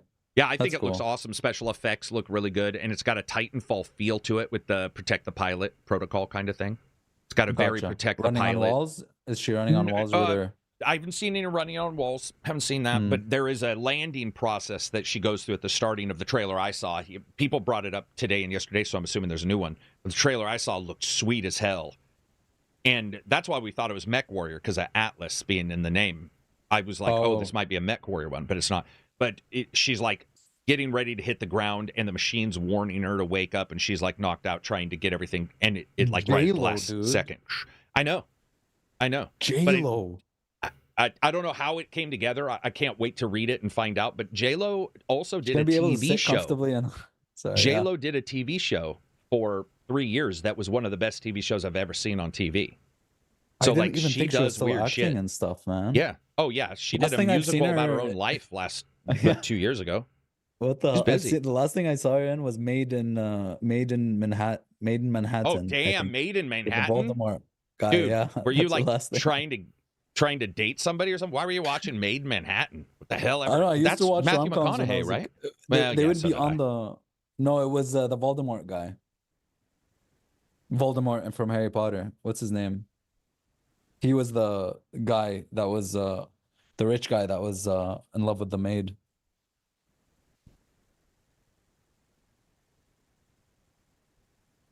Ralph Fiennes? Yes. Is that him? Whoever Voldemort is, that's him. Because I remember when, I'd watch Harry Potter and it was Voldemort, and then afterwards in the credits, I'm like, oh my God, it's the guy from Made in You're right. Made in Manhattan. Just straight up, I wasn't believing you. I take it back. I was not believing you because he looked so much older now than he did then. And I straight up was like, he must be thinking it's Matthew McConaughey or somebody else. You were absolutely right. It is him. Wow. There was just a lot of rom-coms, on the channels I'd watch. Like there was a Matthew McConaughey one, and the Lies or whatever, the 10 Lies or 10 How to Lose a Guy in 10 Days. I used to watch that a lot, and 50 First Dates with Adam Sandler. Used to always pop up. Yeah, I'll leave if something's on TV. I'll leave it on TV. I don't have I don't have too much. I may not search it out. I wish I don't know, man. I miss that aspect. I mean, I guess we do have cable, but I just never. You never channel surf? Yeah, nobody channel surfs. Do you know why? Because it doesn't feel like channel surfing. It feels like streaming surfing, which feels distinctly leggy. You can't instantly remember channel. Your dad would be like, and he would just and you'd see shit flash up because it'd be instant. It'd be like, oh, he found MASH. Now you're all and it pops up. And by that point, even me, I'm all screw this. I'm messing with it. I'm not going to sit there and do that. Enough with J-Lo was one of the worst, most insulting films about domestic violence I've ever seen. One of the worst, most insulting. Enough. I was personally insulted. I haven't seen it. I have no clue. I don't even know what that would mean. Enough means enough. Maybe she just, I don't know, like killed the person. She gets naked in Money Train. Hold up. No, I'm just kidding. What's Money Train? I don't know. I heard about that. Money Train. It's not the. See, that's the thing. There were all these 1980s kind of things that you see J-Lo in 1990s. The fact is she's got a massive, weirdly enough, body of work, which sounds a little sexual, but she's got a huge amount of work she's done. It's crazy. Yeah. She is. Yeah. I mean, there is a lot of shit. I will look on. I'll just be like, what, she did this?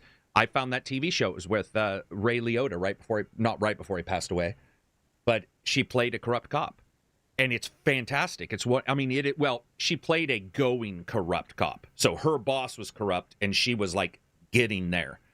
And dude, it was amazing TV show, which I just never thought I'd say out loud, but there you go. Damn. Let's see. My dad would always change the channel during commercials. Money Train was Wesley Snipes and Woody Harrelson. Thank you. Okay. That's what I thought it was, but I assumed I was just incorrect on that. So that is Money Train. All right. Oregon Fresh says, I need to know the exact moment this happens for research. Yes, for research. I don't know what he's talking about. Bullet Train. The nude mod, not J-Lo? the mod, not J-Lo nude. Yeah. I wonder. I assume they all have body doubles now, butt doubles, double. Yeah, if they're not comfortable too. I would. I mean, even if I was like jacked as shit and like Brad Pitt, I probably wouldn't. Yeah, the idea of that many people, because it always sounds uncomfortable when you hear behind the scenes. Sounds terrible. And I can never date or marry someone who like kisses other people on. Yeah, it's a job. Yep. I don't. Yep. I can't do that. I don't know how they do it, but that got brought up. I was watching because I do like TV shows, sci-fi stuff that has a little romantic, like the two characters are trying to, are they going to date? That does appeal to me. I like watching those. Chuck, there was an episode of Chuck where she fake broke up with him and she cried. And I looked at my wife and I said, anybody who can cry that easily, that's exactly why you would never want to date. Oh my God, honey, I need to do 50 Shades of Grey. I'll be right back. I'm just going to work. Yeah, and I'm just gonna go. You believe them? Oh, it'll never happen again. Some people are good emotional fakers. It's like that Chandler's girlfriend. Chandler's Spoilers, girlfriend she cheats on him. Chandler's from Friends. Yeah. Damn, that was Perry. 7 degrees from sun. Rest in peace. That was, bro, man. I was over here. Chandler. I was like, I don't even know how you got there. You're talking Chandler about from Mr. Beast. You're talking about his actor girlfriend who ended up. Yeah. Oh no, you're not talking about who I thought you were talking about. The first girlfriend he had. Yeah, the short-haired girl. Yeah.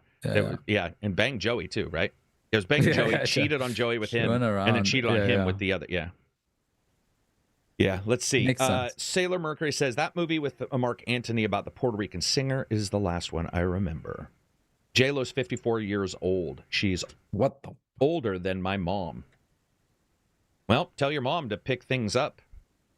Be like, dude, J-Lo's older than you. Pick things up, mom. You're looking rough. J-Lo, look at J-Lo. You're looking. Don't tell that to you. Don't say that to your mom.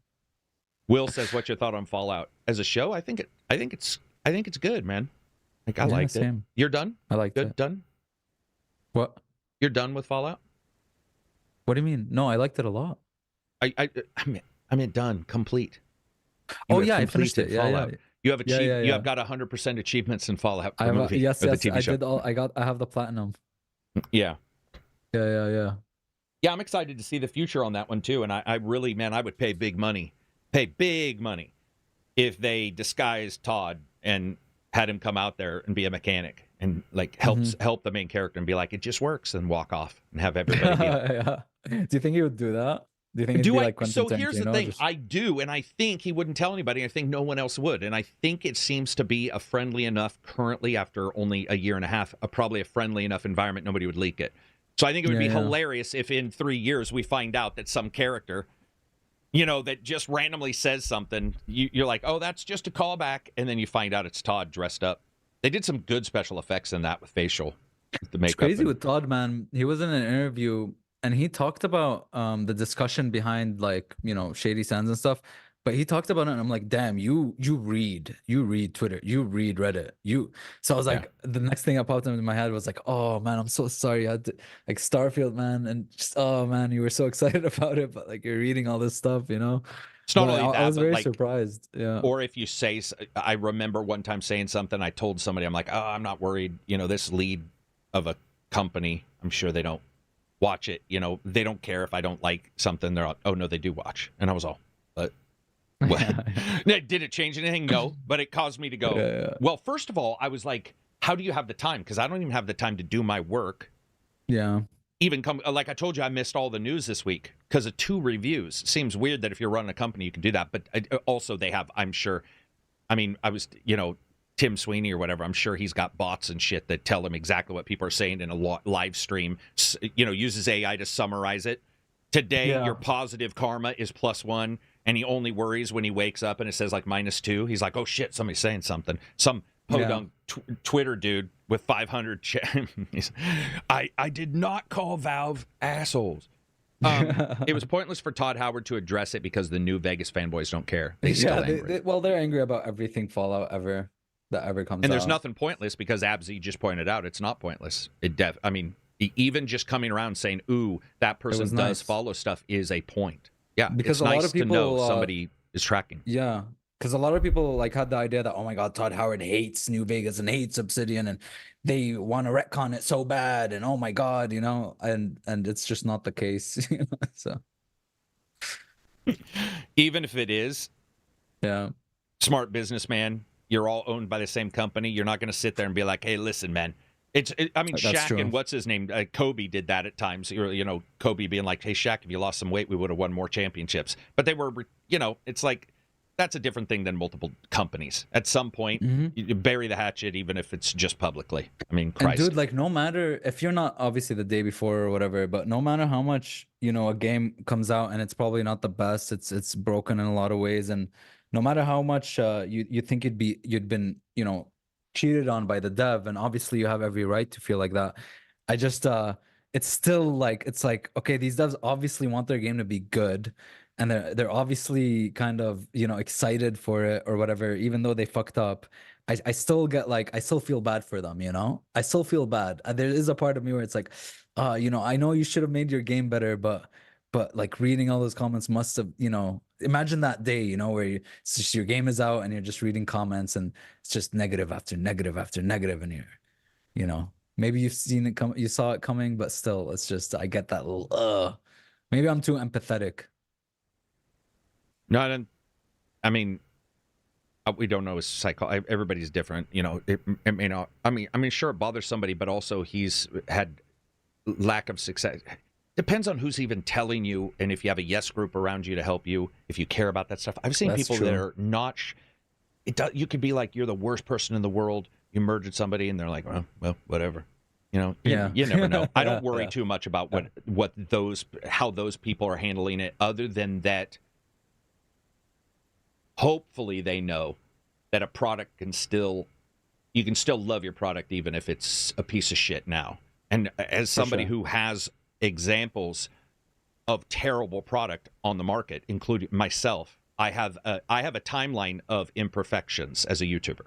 It starts at shit, and if you're a good YouTuber, you think your last video is shit. And that is exactly how you work. I don't have imposter syndrome. Good creator, but right? I'm very open to the fact that when I just listened a couple days ago to one of my reviews, I was like, but the competition was at that level too. So it wasn't, but I was sitting there going, wowza, damn, son, what the, he's probably like that, where it's like, this is what I could do with this is what I could make with what I had. And this is what I tried to make, and I thought it was a good idea. I got to say, man, like, we always want to be like, oh, everybody gets a medal, or maybe you'll do it next time. Maybe you won't do it next time. Maybe it's impossible to do it next time. But the fact that you did try to do it does mean something. It just doesn't mean an award, because you hear the participation award things. It doesn't mean you get second game of the year. We don't do that. That'd be fucking weird to be like, game of the year is blah, blah, blah. Second game of the year. No, that's not what happens. But it is, I mean, almost every game I've played, the fact that I was bootable and playable till the end of the review meant something was going on.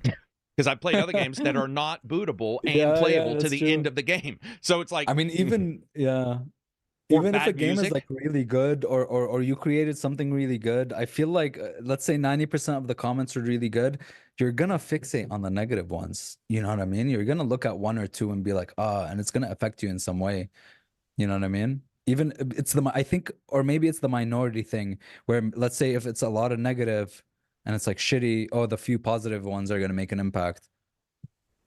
I don't know. Maybe people are wired differently. Dude, there are some, you get a Goggins who's like, go hard, and he's way over the top, and it's stupid because some people think that's the way they should live, and then it ruins everything, and they can't figure it out. But yeah, you definitely, the thing is a lot of people shut it off, and then where do you get it? So like, let's say you do shut it off, but that person who gives you let's say somebody hammers you, and everybody else is saying positive stuff, and somebody hammers you, and you look at it, and this has happened, I can't tell you how many times in real life outside of YouTube, even just removing that, saying as a creator of something, a book, writing, and you look at it and you're like, oh no, all those other people, it's not that they were saying good stuff for no reason, it's that their level of expectation was different. And then you can say, is the other person's level of expectation where I actually want to be? If it's not, I have no issue with that. If they're lying, it's like a layer of pressure. Yeah, and if you can be smart and go, this guy just called me an ass, or called me a name, or told me I was ugly, or whatever, who gives a fuck? Like, that means nothing. But if they're saying, I'm trying to think, if they're saying you missed something that hits home, something, and you look at it and you're like, oh, everybody else is fine because they're accustomed to that. This person said I missed something. It's like, oh, maybe I did.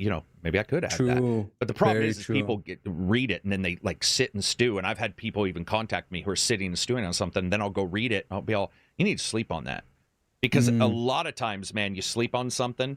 You wake up at 3 a.m. to take a piss, and you think about what made you mad the day before. And I can tell you, I can never reconnect to it ever. It'll be 3 a.m. and I'll be all, yeah, the boss said something, blah blah blah. And I'll be like, why was I?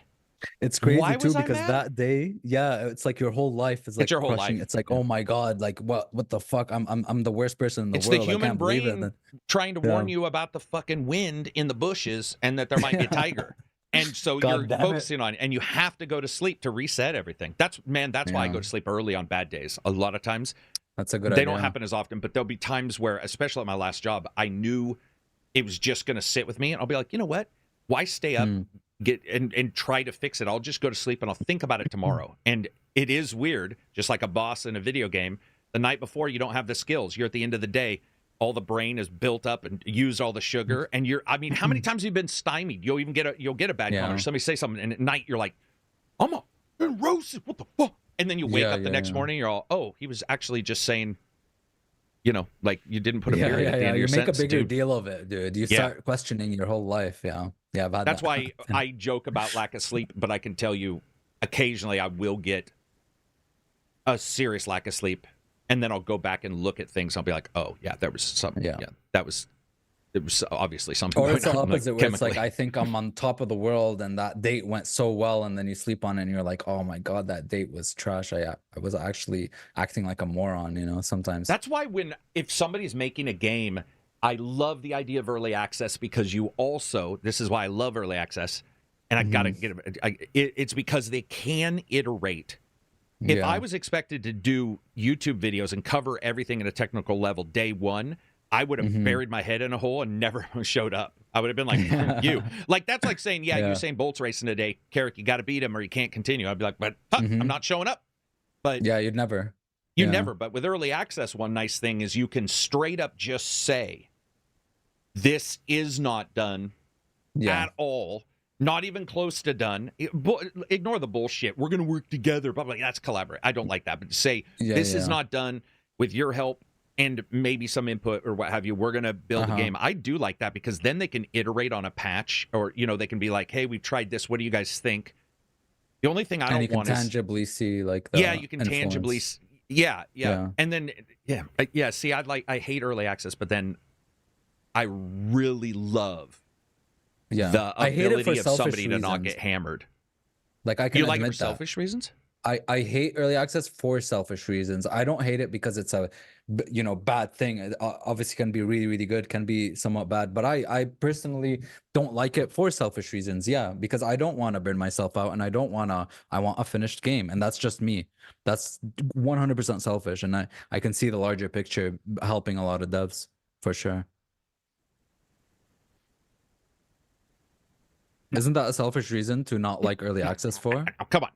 There's nothing selfish about wanting a completed product. No, I mean, but you're like, getting into donation kind of thing almost, where you're feeling bad because you don't donate. But if you're not murdering anybody, you should also feel pretty okay with yourself. There's nothing wrong with you wanting a complete product, and you've already stated multiple times what damaged products you've had. So at least you have had examples of attempting it, and it hasn't worked out, right? So to me, I don't think it's selfish at all for you saying you don't like early access. You can obviously still say things are good. The reason why I would say you were selfish is if you went out and tried to actively stymie those. Okay, sure. If you took action towards, like, so let's say in a podcast, if you're all, my name is Abzi, come watch my video tonight on the reason why you should never early access. I think that would be certainly selfish. You know what I mean? That's right. Like, because you're not really taking anything. You're just simply saying, I've experienced, and my experience is poor, and I'm not going to do it. That's not, I don't think that's selfish. Dude, sometimes I would literally, like, if I see tangible upgrades and things are going well, and I'm really excited and stuff, sometimes I buy it and I just don't launch it until release, and support. Yeah. Sometimes I do that. But I'm trying to redeem myself. I don't think I've done that. I've done it on accident, I bet. Because I've certainly bought games on I Steam did on and accident forgot. with Pal World, apparently. Well, not accident, but I bought it and I just never played it. You own Pal World? Not... Yeah, I've never played it, though. That's... Do you remember buying Pal World? Yeah, because I was like looking at Twitter, I think, or something, and I was like, oh, Pal World. I was like, okay, fine. And then I just clicked the buy button, and then I never launched it. I'm pretty sure I installed it too, but I don't know if it's still installed, but I just never really launched it. I've definitely Yeah, done it. it's not installed. Ono Maru says, I feel really bad for Team Ninja, Team Ninja's devs too. I think they read Reddit because in one of the interviews they said they felt really bad about people calling Neo 2 a Neo 1.5.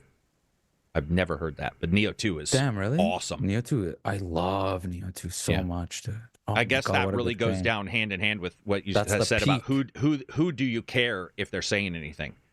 Like, do you care on what this person is saying? I like the Fallout TV show, but honestly, don't think it would appeal to people who aren't into gaming. I've found a lot of people who aren't into gaming into Fallout, but I don't think it's going to make them a gamer.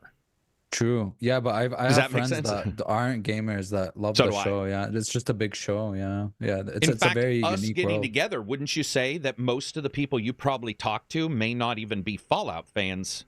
They might be gaming fans, but at least a lot of people I know are not Fallout fans who love the show, and then a lot are not gaming or Fallout fans who like the show. Same thing happened with Last of Us, yeah. It did. That's true. Like, dude, I was on a date 2 days ago or something, and she mentioned The Last of Us, and she had no idea about games at all. You know what I mean? And was just saying, have you seen The Last of Us? No, we were talking about what we would like do in a zombie apocalypse and stuff, and then she made like a pun on The Last of Us, and I was like, wow, you know, The Last of it's weird, like seeing all these nerdy things, or like gaming is like a nerdy, like seeing that like seep into the world now because of the adaptations and shit. To me, it is exactly the way it should be because I lived through seeing their shit ass adaptations in my games. I got to live through their crappy Cheetah or 7-Up cool spot games. So to me, it's like I'm happy because now our shit's in your face. And luckily, a couple have been really good. Halo, not so much, but the other's been really good. Yeah. But how many times have we when I was a kid, if Acclaim was on the title, I was like, fuck. Yeah, movie games. Oh Hook. my God. Hook was like, what in the shit is this? They were so bad. Right. And so now but it is cool too because we're the age, me more so than you, are the age of the somewhat mid creatives in movies now. The ones who have enough clout to make a movie. So you do, I admit, Snyder's a little older than me. Well, by a couple decades, but you still sort of see the nerds becoming. Well, maybe not. I think he's in his 50s, but you see us coming. You see like that age of creators. So I think it makes sense we're seeing this because we grew up on a Halo, so it's now we can make a Halo. Just don't understand why they made it terribly, but yeah. For some reason, in my head, Snyder is always like for some reason, in my head, he's like in his like very young. You know what I mean? I don't know why. Maybe like his style or. You know, I just like, superheroes and shit, you know? I don't know. So it's funny you mentioned that. We were talking about it. And then I went and looked online, and he randomly popped up in a YouTube search recently, and he did look about 25 years older than my brain has him. Oh, shit. Okay. Yeah. I don't know why my brain has him in his 20s as well. Yeah. Very much so. Maybe the incompetency of Rebel Moon. Or just no, I think it's because I picked up on him during... like early Batman stuff and a couple other things. And I think he also did, there's Dawn one of the Dead. Yeah, for sure that. That one was good though. Yeah. And he was doing a lot. He was a young zeitgeist. He knew how to talk online before older actors and directors learned it. You know, it's like, I mean, you hear whatever his name is, that one director is like, the Avengers movies aren't even really cinema or whatever. And you're like, all right, dude, shit, we're going to age you right out of the world. You know, it's like you need to... And Snyder's one of the ones who grew up a little bit with electronics and start like seeing he calls them movies smarter. And not pictures or 300. Sir Ralph said I love that 300. Picture. Of course, that's what I'm talking about. The movie 300. Great. Yeah. So when 300 came out, awesome. and I liked it so much, I would go and see, and they'd be like, he made it. And at that time, just like Gerard Butler, the guy who does 300, they looked young, and now they look like sentient gristle.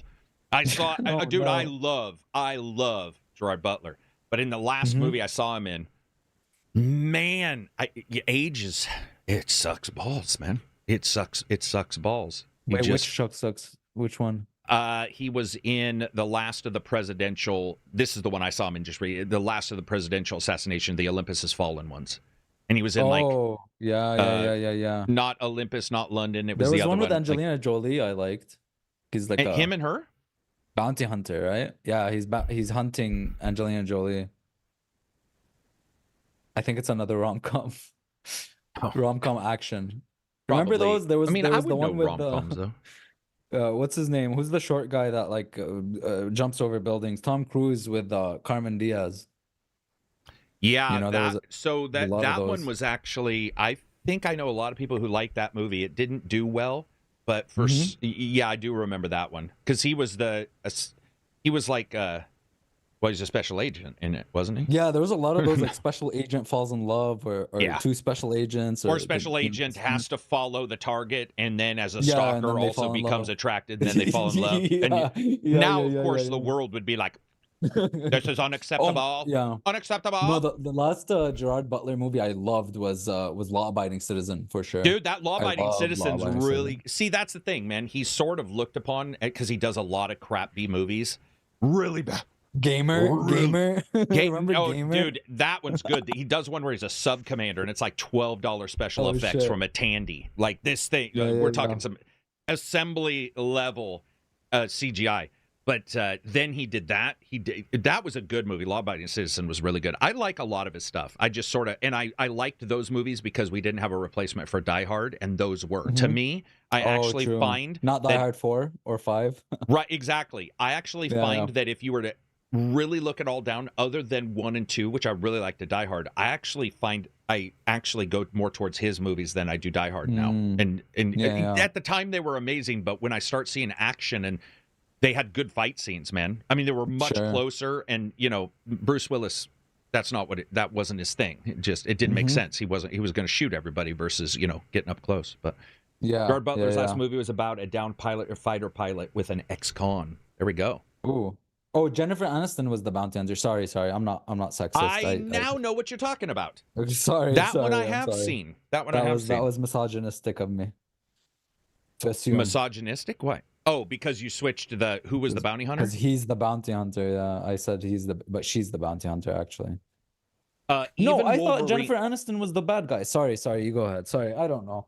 One of them was one of them. Even no worries. This one says even Wolverine looks old in the last trailer. You mean Hugh Jackman? Dude, Hugh Jackman is jacked in that last trailer. Now, of course, it's all upper body. I don't care. He does what he does. But I was looking at there's a video of him walking, and they're doing some stuff for the training. And I was like, man, he's dedicated, dude, because it's got to be rough, even with help. Even with there a trailer testosterone replacement. There is. There's two. Now. There's because I saw one where he just shows trailer up and then in this one silhouette or something. Yep. Nope. There's a full one now. Yeah. Cool. Yeah. It looks, and it's in the trailer. It's Xavier. It's Xavier's sister, who's a killer, and she's killed other. I think in the comics she's killed like 16,000 mutants in 1 second or something by doing something. Like she's like a completely hugely bad character, and she shows up. That's the thing about Deadpool, man. It's a joke, but Deadpool especially too, and now this one throws some seriously wicked characters in there. I mean, Cable is like, that's not small stuff. It's been interesting to see that it's almost like Orville. They're like, we're a comedy. Yeah, and then all of a sudden you're watching a Facebook episode on Orville and you're like, this does not seem as funny. Dark. It's good. Yeah, but it's and I think that Ryan Reynolds, was born to fucking play that guy. I mean, come on. Yeah. Like he was born, he came out of his mom, doing one-liners like Deadpool. What a perfect, that's a perfect casting, man. Both of those guys are good. I want to see it bad. And Monica Baccarin's in it. She is. Yep. Is he just stunningly? Is the guy from Silicon Valley still there? No, wait. Is that Deadpool or Green Lantern? That was the Green guy, Lantern. the Alaric Blackman. Okay, that was Green Lantern. Because what you're talking about is his taxi cab friend. Is that who you're talking about? Because I don't think that it was Deadpool. He's like the chubbier. No, that guy's gone. That guy's. He's been causing issues in sets, he's right? not in. Yeah. He's definitely not in. I really liked him in. Was it 2 when they were? Yeah. No, it was 1 when he shows up at the bar and he's talking about how his face looks and stuff, and I thought that was really funny. He was some really good lines in that. Let's see. Gerard was the bounty hunter. Jennifer Aniston was the actress, though, not Angelina Jolie. That's what he's saying. No, I was talking about Jennifer Aniston. Didn't I say Jennifer Aniston? You did not. I was thinking. You said Angelina Jolie, which is what confused me. I thought I was thinking of Jennifer. I was thinking of the girl from Friends. I was thinking of Jennifer Aniston. Yeah, that's who I was thinking about. Nothing wrong with thinking about her. Oh yeah, that's for sure. Is she still hot? She's still hot, isn't she? I wouldn't even know. I don't see her in anything. What's she in? Oh, you know what? Jennifer Aniston is in a really a TV. It's not amazing, but it's about morning TV show hosts and the bullshit behind the fake happiness or whatever, the fake getting along. And I hear that it's really good. It's Apple, and it's like a behind the scenes of what it's like working on a TV show. I feel like she's gotten wittier as she's grown up. Like she's funnier now. Who? Jennifer Aniston? I don't watch her in any. I haven't seen her in a. I don't even know what I've seen her in. I saw her in like a Friends thing where they went back and like talked to each other and stuff. They did. I didn't watch much of that because I like to remember them as. Yeah, that's true. They're just very different now. Yeah, and a lot of them, you sometimes feel like they just hate it or something, or just like dislike something. I think luckily with that group, they all like, and they got it done when he was still alive, which I think was primo. Right. It was really good. I think he would have liked the Fallout TV show. He was a huge Fallout fan. Do you think he would have been in it? Sorry, I got your chain of thought. No, that's all right. I was trying to think. He was in. What was he? He was in New Vegas. He was the checkered suit guy, but he also famously, I think he went on Oprah or Ellen and brought with him Fallout 3 because he was like there we go. Because I was because when you said he was a game fan, my brain was trying to remember why you thought that versus just him being an actor. But yeah, you're right. You're absolutely right. Right. Yeah. I'm sure it would have been in it. Let's see. The morning show is pretty good. Tom Cruise does good sci-fi. Yeah, when Tom Cruise passes away, man, it's going to be ridiculous. We're going to lose the main last big, like the guy, who does Oblivion acting. Was great. Oblivion's awesome, underrated, but I think Oblivion and the music, Suzanne Sandiford does the credit scene. That fucking song is wicked, but the idea and the story are delivered really well, and the special effects in that. And he was in War of the Worlds. I don't remember if that was good or not, because there was a period of life, right, when I was too young to really understand if something's good or not. You know what I mean? Like I just so you're wondering if War of the Worlds was War of the Worlds was good. Okay, great. War of the Worlds was very good. Okay. The last movie star. He was in. I think it's probably unacceptable to like it, so I'm going to say I like it. Not only do I like it, I love it. I think it's one of the best movies I've ever seen. Last Samurai. Ooh, I think it's considered now probably bad because it's like, here's this guy who goes, whatever, I don't know anymore what anybody cares about. Or some but I personally absolutely, and last Running with Dances with Wolves, I love too. Okay. Let's see. War of the World was good, but not great. Robbie, that's what I was trying to say this entire time. I was trying to remember the moment in War of the Worlds when he's yelling at his kid. Robbie! Edge of Tomorrow is sick. Last Samurai is amazing. Risky Business. This is the thing, guys. These guys who do big action movies and stuff, I wish they would get into games. Vin Diesel did his stint with the Chronicles of Riddick. That's who I want to do games. I mean, I'm glad that Todd Howard's doing movies or shows. That's great. Sure. But if not The Rock, because whenever he's in anything, it becomes a promotion for like his new energy drink. But somebody who really loved and was in movies, I would love to see. I would love to see Tom Washington Cruise in a game, or like I don't know. I'm just spitballing here. Some of them must be too old, right? They probably think games are stupid. There's no more the guy anymore, dude. Who's no, there is no one. People thought it was going to be people thought it was going to be Statham for a while, but Expendables did an amazing job putting them together for a very long period of time. But Statham is old, especially for his style of martial arts and movie action scenes. He does a lot of jumpy, fucking flippy. I guess Idris Elba, right? Idris the guy isn't really big into action scenes, from what I've understood. He's not necessarily. It's not that he's not into them. It's that I don't think he is one of those guys who says I have to do everything. And I like the Tom Cruise. I'm gonna go out and bust my leg, and that's the take we'll use. Yeah, I like. And then you got him. the Marvel crowd, obviously. Marvel? You mean the superhero stuff? Yeah, you got those guys, but it's different. Those things like Marvel, kind of. I'd kill if Robert Downey protagonists are Jr. very did different the than Iron Man. yeah, game. Robert Downey Jr. Can you Oh, imagine for that? sure. But the problem, do you think it would be inconsistent since all the other game titles had different actors than the real actors? Do you think they I would just think not go that for there's that? a chance somebody would attempt to bitch for a quarter second and I would punch them Sure. through the fucking mic. If you were lucky enough to get Robert Downey Jr. in a game and some other Yeah, gamer was yeah. like, "Wah, wah, wah," I would just No, I wouldn't. No, I come on. didn't mean it that way. That'd be Oh. ridiculous.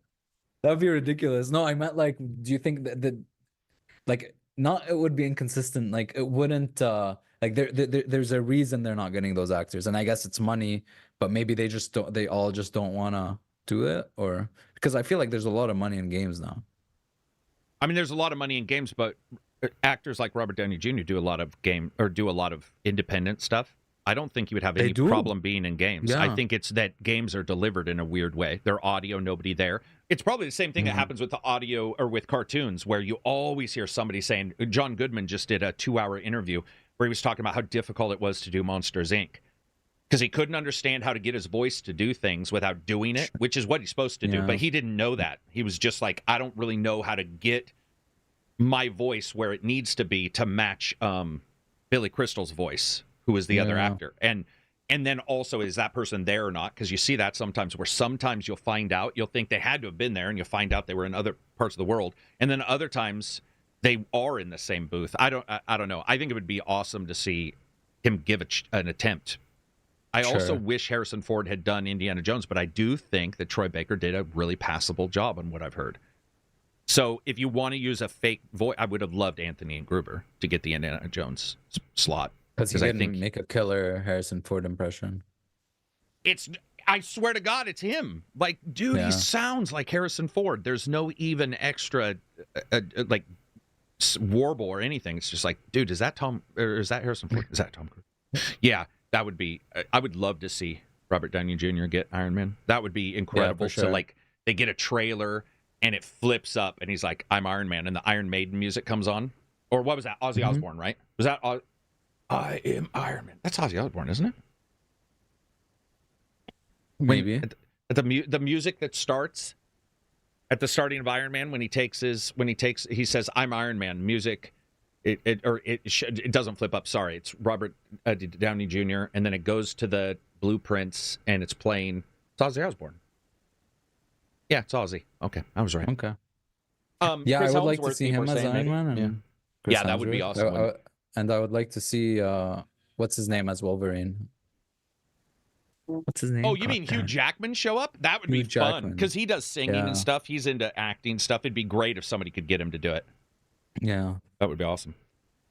Well, that'll be it for us. I got to go and feed these dogs and take care of my shit. You guys will see Yes. another review from me probably tomorrow if I can get through the editing tonight. If you get a chance, check out the podcast, check out the Discord.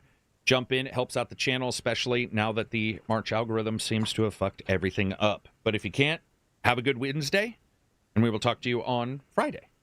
Peace out, everybody. Don't die. Be better people.